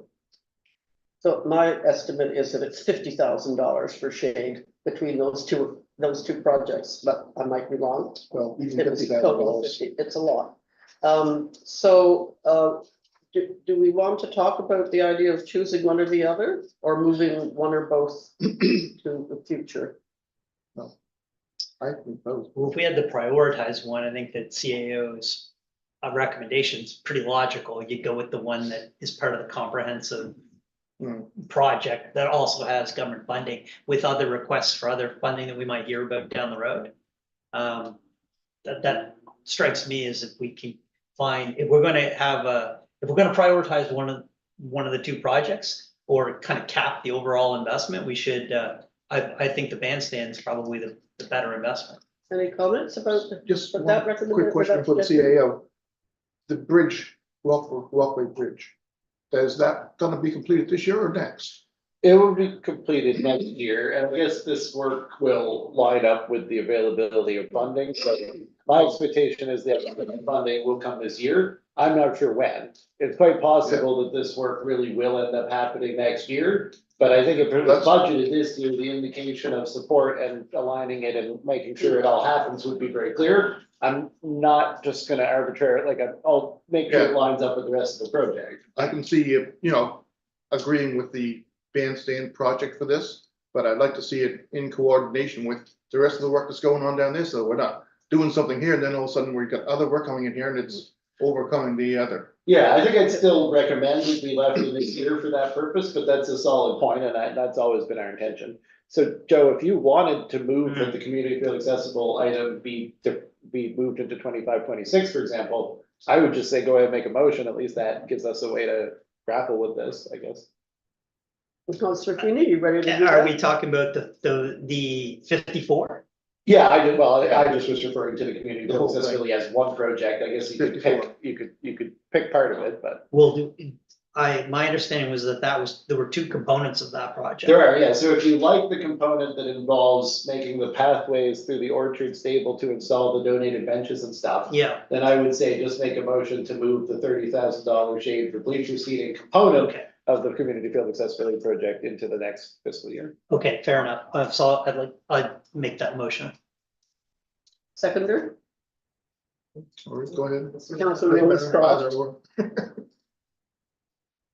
Any more discussion on that? The motion being to move the shade and the shade at $30,000 to the next year. Okay, all in favor? Motion carried. So are we okay to move to the Yeah. aquatic garden entrance for now? So the Yep. aquatic garden entrance one, I just wanted to highlight here because we got started into it and realized more work was needed than we thought. Originally, we were just trying to do some signage and then the rails needed work and they did the rails and then they realized there were some concerns with the deck. Yes. So the full cost of the thing really isn't that bad considering what it is. I would have thought it was gonna be more. It's 22,000 give or take, but what it does mean is that most of the work would actually be happening in this new year. So we had budgeted 10 last year, we spent 2. I'm suggesting we budget 19.5 this year. That's, I think, pretty accurately now. The work's basically committed. We can't, for safety reasons, not do it, so. But it'll be, the bridge will be good for quite a while after this work. So- And there will be new signage up. It's being actually got photos, it's almost ready. Okay. And then the chamber wants to attach a monster to it or something, but anyway, that's a separate conversation. So I have I'm sorry, Councillor Lewis Cross, go ahead. Oh, that's okay. I know that bridge has been, built before by the engineers, the out in Pine Grove, what is it? It's the Greenwood Light Engineers. They did the bill at one, you may want to approach them. That would alleviate a lot of the cost.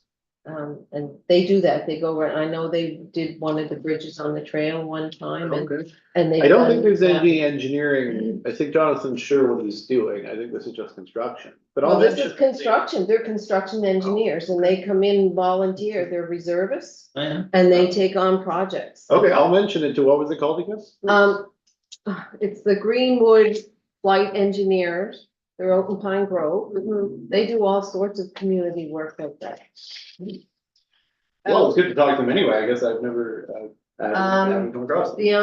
Dan. I know the honor, that their colonel, their honorary colonel is. And, oh my gosh, He was the ED for the chamber in Bridgewater. And he's retired now, but anyway, he's very involved in that business. Okay, we'll certainly look into it. Thank you for that suggestion. I have a rear view question about this. Would the cost of this have been different if the deck had been addressed at the same time? No, I don't think so. I think they're gonna be able to reuse the railing components. I don't know exactly, but I don't think so. Yeah, okay, thank you. The next two items are the comfort stations. We have talked about them quite Yeah. recently, so I don't think we need to go over them again now. The source of funds is for the. And those are mainly, Provinces with them. and those are mainly accessibility issues. Well, I mean, if we're gonna use the SSGF, I'm gonna say it's entirely accessibility issues, because that's what we required. I think we can certainly make the point that fully accessible public washrooms that are available to the public require the washroom buildings to also be intact. Mhm. Yeah. You know, so I think we can probably, they want us to spend the money, I don't think they'll have to do much. Yeah, But I just want to make a comment about accessibility as the representative from the town to the county's accessibility advisory committee.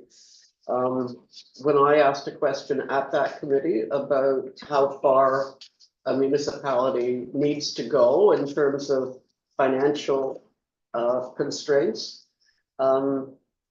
the wish of the committee was that you have to do it.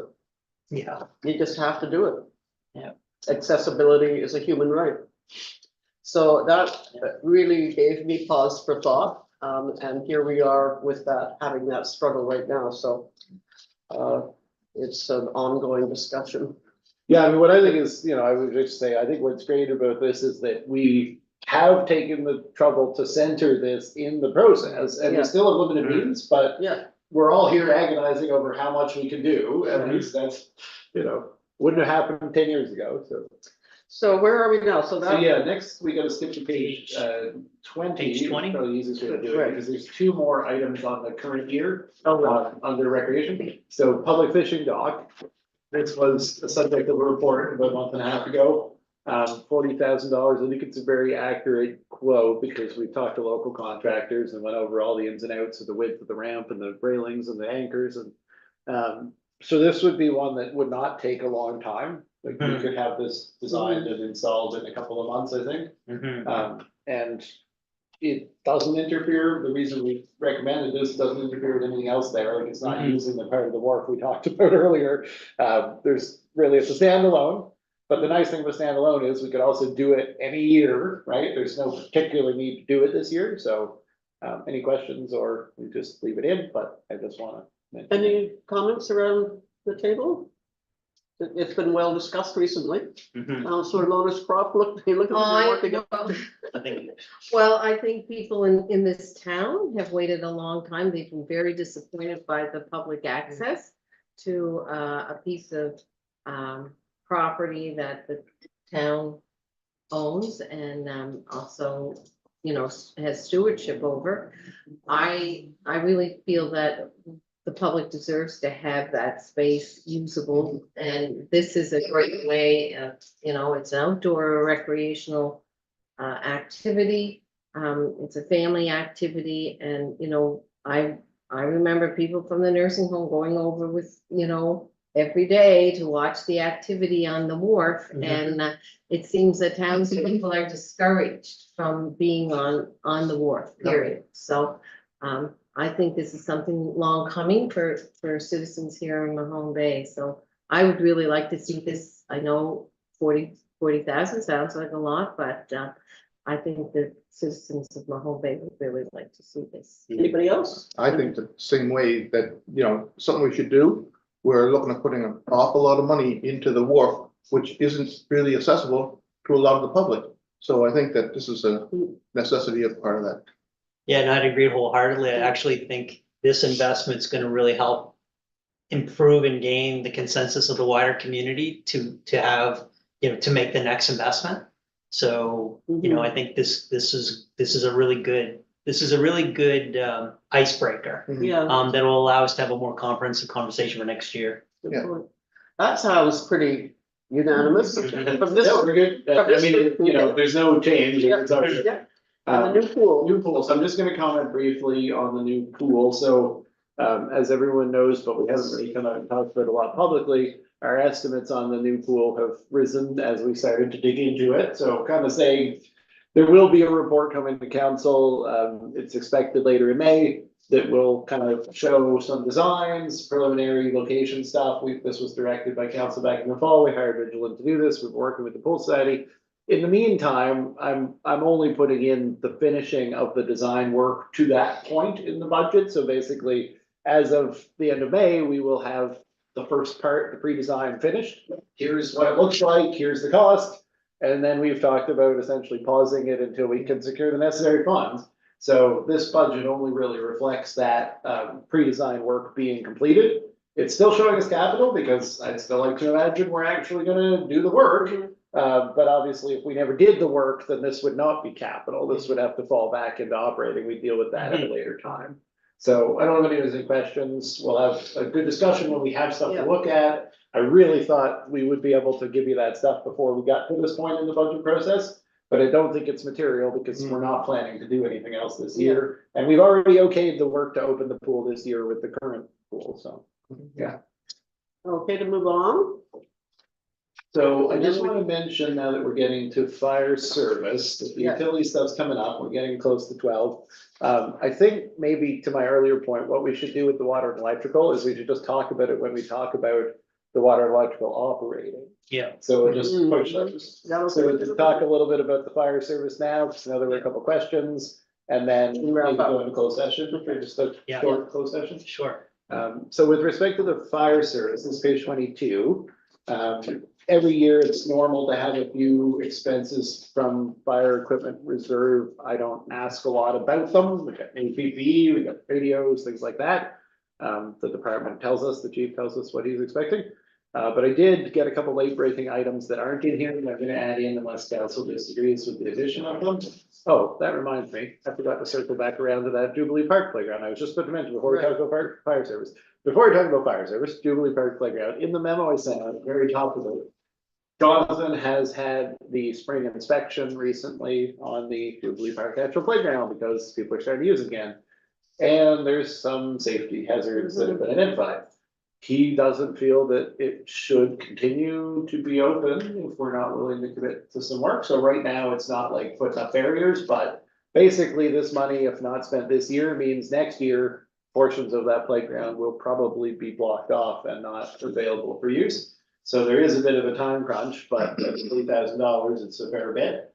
I don't know if council needs more information, but my intention will be to add this to the next draft, so. I can do that, you can direct me to do that, I don't know, but unfortunately, I don't wanna talk too much about what's there, but what's there is in a depreciated condition. So- And given the nature of it, it's an unsafe situation. So- We haven't seen that report. There is no actual, there's no actual report here yet, it's late breaking, I can bring you something, but right now, I just want to Email say, us I think it's gonna have to be. So, but in the interest of time, is there a motion to add that It $40,000? probably would be appropriate if somebody's willing to add it to the Yeah. draft, just I- the I draft, think and the next time. Added to the draft, and I think we'd all appreciate, half an hour of Jonathan's time, maybe we can all Yeah. walk over and take a look with him. So, But in. but I'm happy to make that motion to add the Yeah, investment to the draft. Yeah. For the And next then we version will have 26. more information before a final decision. Fair enough. A seconder? Councillor Lonis Prop? And what, Any more while I just- I'm at it, just in the order to be complete, I'll also move that we add the fire department extras. Oh, yeah, so Second- that's what I was gonna second piece. talk Okay, Two- that's a two- separate, two- separate motion. Separate. Separate Okay, motion. but on this motion regarding the natural playground, I think we do need to give it some extra consideration. From what I've been observing, and I walk both the playground there quite a bit, is the natural playground part of it is not being used all that much. It's the other part that children seem to go to. So the natural part of it is not being used enough that I'm really sure that we should be spending an extra $40,000. Maybe those unsafe items should just be removed.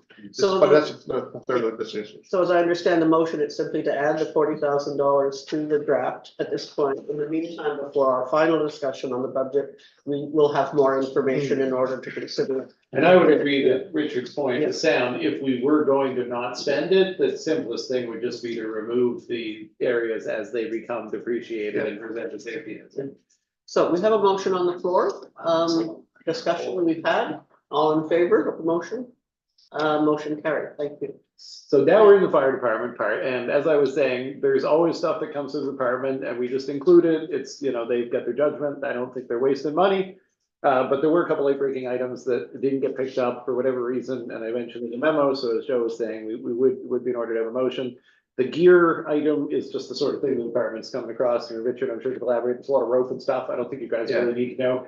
But the trailer and the side by side, so we talked about side by side last meeting, those are items where the department is saying, we need the side by side and an associated trailer. We've raised the money, we'll donate the money, we just want it in the budget. So we already agreed to put the side by side in, so they've already got the purchase going on the side by side. But reasonably, the trailer should be handled the same way. Plus the side by side at 30 that I had in there is 30, ended up being closer to 40. So my recommendation is the side by side be increased to 40. I don't think you have to make a motion on that, but a motion to add the trailer and the gear would be reasonable to the draft because they're not in it. And the fire department, I understand, has already paid for the side by side to the town, have been done. Yeah. So is that check been issued yet for the, go ahead to purchase? Did Francis actually sign the check yet? I have a pile of checks that are on my desk that I now need to sign, so it's likely in that. Okay. Because Because signed it's ready to be He picked signed up, it's yesterday, it's ready to be now. delivered, Can so. we get back to the motion on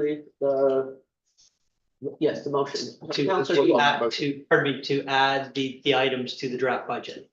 Yeah. So, like, we'll start with that motion, For the gear and the trailer. right?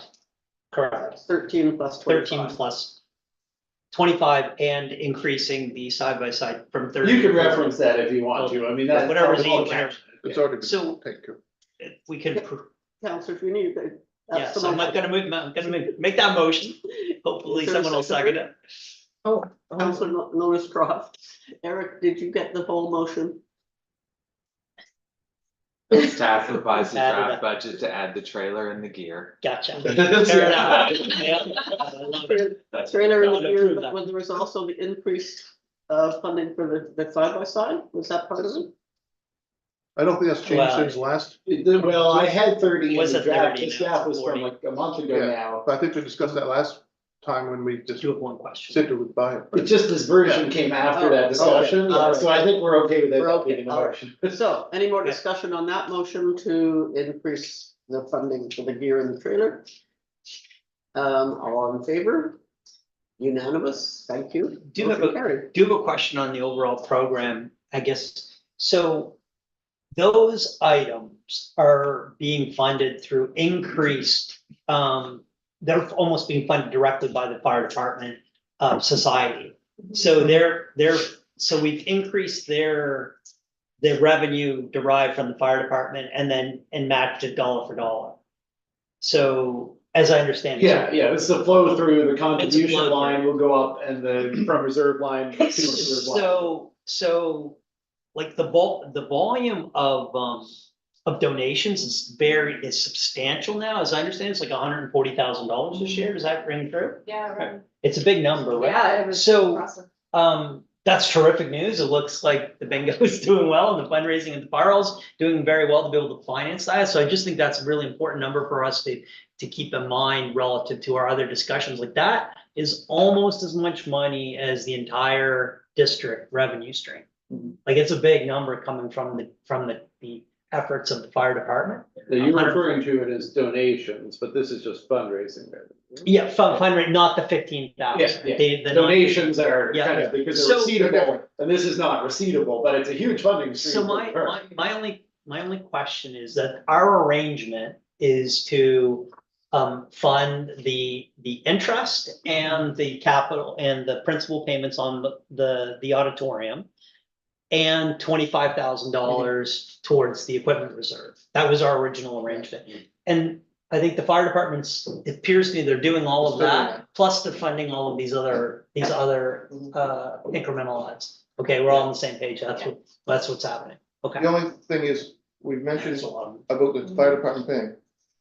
Is this 13,000 on the fire department No. end, or if that goes into our budget, right? Yeah, so if you think about the 25 that's being contributed off the top into the reserve from Yeah. each the town and the fundraising activities. That 50 each year that goes into the reserve, plus the 15,000 in donation revenue, not fundraising revenue. That 65 that goes in, that's against which all of these things like gear and PPE Yeah. and helmets and those things are So that purchased. 13,000 will come out of that fund, not out of the fire department. Yeah, it's not an Okay. extra contribution, no. The side by side and the trailer are Okay, extra okay, yeah, contributions. that's right. Yeah. So just so we're clear on this, we're using the $25,000 contribution towards the reserve is actually being used immediately for the trailer? No, No. The 25,000 to the reserve, which the town and the department have each agreed to contribute, the town and the fundraising society have each agreed to contribute, and then the 15 in donations, that's 65. That's just the annual to fund reserve number. And then Okay, we have expenditures that come out of the reserve. okay, And I just wanted to indicate to Richard's question that all of the normal reserve fund expenditures go against that number. yeah, The fire department has additionally contributed the full cost of the trailer and side by side. So that's not coming out of the 25, that is just base, which is, but the gear and the PPE That's- and the helmets, and that's what comes out of this. so my last thought on the topic is that on page 14 or 15 of the operating budget, we have the notes that talk about the $81,500 contribution from the fire department. We should just update that to align with the 141 that we have in the view now, or whatever the new number is. I think it is Just- in the latest In the- version. I I know you know had my- a No, note may to not do have it. been- I don't know if you Yeah, actually did it, no, but. So, and the only reason I bring it up, I just want to, I think it's really important when we talk about fire, and we talked a little bit about it based on the correspondence last night, that we can have a full picture of the substantial contributions from the department to the overall solution, like, so, just so we all understand that the partnership includes the fire department fundraising. Yeah. And that is a major piece of the overall funding of the program, so can't just forget about And it's that. even more, one thing that's even better about the fundraising is it doesn't even just come from residents of the town Yeah. and fire service area. Yeah. There are people But living it's still- outside of the fire service area Anyway. contributing to. oh the yeah, fundraising. a lot of people Yeah. inside. Thanks, Councillor Feeny, that's a good point. So the only other item in the fire budget, I wanna mention the pumper, obviously that's a big one, that's from borrowing, I don't think we need to get into it, but we all know. No, When that is delivered, we're gonna debenture that at the next available opportunity. Yeah. And then the storage shed was the thing that we referenced earlier, want to come back to, so. Like I said, the department came back and they said they'd like some more storage. Jonathan and I said, well, we think that you should have a storage shed on site, and Jonathan costed, that's what it would cost. It certainly could be accomplished in other ways, but I think at the end of the day, we've had an approach with the fire service where we've said, let's make the investments, let's do it right, let's set it on a good course. I think this is the right course with respect to the storage. If we try putting it in sea cans or storing it off-site, there's just gonna be challenges. You're not allowed to have sea cans on that property under our own zoning rules. So I generally feel that this is the right way to go. We did show it as against the reserve, because ultimately that's where it should go. And the reserve has plenty of funds currently to pay for that, but acknowledging that that's an additional cost, and, you know, we have a lot of costs. If anyone has any questions So about that. questions and I comments about that? just thought it was a lot of money when I saw it, and I thought, what are we doing with $50,000? But I got a good idea of what we're actually putting up back there now. And it's gonna be on a cement slab in a metal building. And we were discussing it, and actually, with the garage door going on it, we could actually store the boat in there, rather than having it taking up space on our apparatus floor. Any other Yeah. comments, questions? just as long as it looks, as long as it's red, it's all good. I just have a caveat, which is feeling that we spent so much money on the whole fire station, that I'm just interested that this storage issue was not built into the building at the time. Well, this is that sixth bay that you, You fill out- It's actually offset by 500,000 we avoided. So look at that, look at it from that lens. It's cheaper than the sixth bay. Council Notice I'm Crawford. just wondering, is the area a secure area? Is it a well-lit area where the? It's going right next to the salt shed. So it's right on Oh, that same parking okay. lot that's lit Okay. and even has security. Good, because a lot of activity happens back there Yeah, after dark. Well, that's part of why I really don't want to use the container storage option, putting them in places that ultimately they're quite susceptible to theft, because they need to be out of sight from the roadway, meaning they're kind of easy to get into. but So- into your question about the storage, we've got a beautiful building, a huge building, but there's really no storage in it. Well, It's like living in a Cape Cod. Council. No, I have a question, about the fire vehicles, and I never understand, and maybe it's much more simple than my brain can grasp. Are the fire vehicles always purchased by the town, or are sometimes the fire vehicles purchased by the fire department? So going forward, all of the fire vehicles will be purchased by the town. If a vehicle were purchased by the department in the past, it would have then been donated to the town. I see, okay. Yeah, so That's it- why I'm confused, Yeah. because to It used date, to- we, It used to be happening in the past, the okay, fire department used to purchase them, like, Right. you know, just until the last pumper. The town never purchased them, we purchased them, and then it just got turned over to the town because we can't own it, the town has to own it. so when did that change? I mean, I guess it's been this way since I've been here, but especially with the breakout of the fire rate, it became really relevant to showing Mhm. the costing and how costs were contributed and making it very transparent for people. So I'd say 3 years ago, it had to, but I think we started doing that when I arrived, and I'm not sure we really bought any vehicles in the first 2 years I was here. So, the one that we just sold was the last purchased vehicle, I think the town paid for most of that one. But the one before that, which we're gonna replace when this new one comes, the fire department had purchased totally, that one. Such an interesting relationship. Absolutely. Yeah, And the line item that we're using for the aerial truck, is that net of the proceeds of the other pumper we sold? Is that 195 net of the, Yeah, that ended up being the net, I think. that's the net? Yeah, and we originally said it was 420, but then, you know, it would shake That's the out, net, I think 195 was the Okay. net. Well, that was a really fair deal, though. That was Nice. including all the repairs that we've done to it so far? I think there's still ability to come in, yeah. I think so too. It might be $20,000 more, but it's still, it has been, yeah. so have we covered everything that we need to Yeah. deal with in under fire service? Yep, In and, which case we can move Closed session? into, but do you wanna see? if there's any entertain a questions? motion for moving into closed session, and do we have the items, contract negotiations, acquisition, sale, lease, and security of municipal property? Was there another item? No, those are the. Those are the two. Are we taking, we're not taking. Well, we will, just, I guess Penny wants to get the motion Yes. first and then we'll. see. Oh, Suzanne okay. Lotus Croft, Councillor Lotus Croft, a seconder, Go into closed a session? councillor now. Motion, all in favor? Okay, Do you have any questions from the? oh, sorry about that. Oh, you did it the way David does it. We did the motion and then we ask. Okay. That's what David always does. so. Yeah. I was finding it a little weird because technically we're. Yeah. Yeah, we should do, that's right. That's what I, Right. Oversight. So I'll stop the recording and. Give them a Oh, we're gonna see if there's give them a questions. couple of minutes. to If we ask answer the questions. questions, they can't see us. I don't think there will be any questions. I doubt anyone hovering this. No recording, we're still streaming. Did you see any questions? No, there were no. Okay. Anybody online?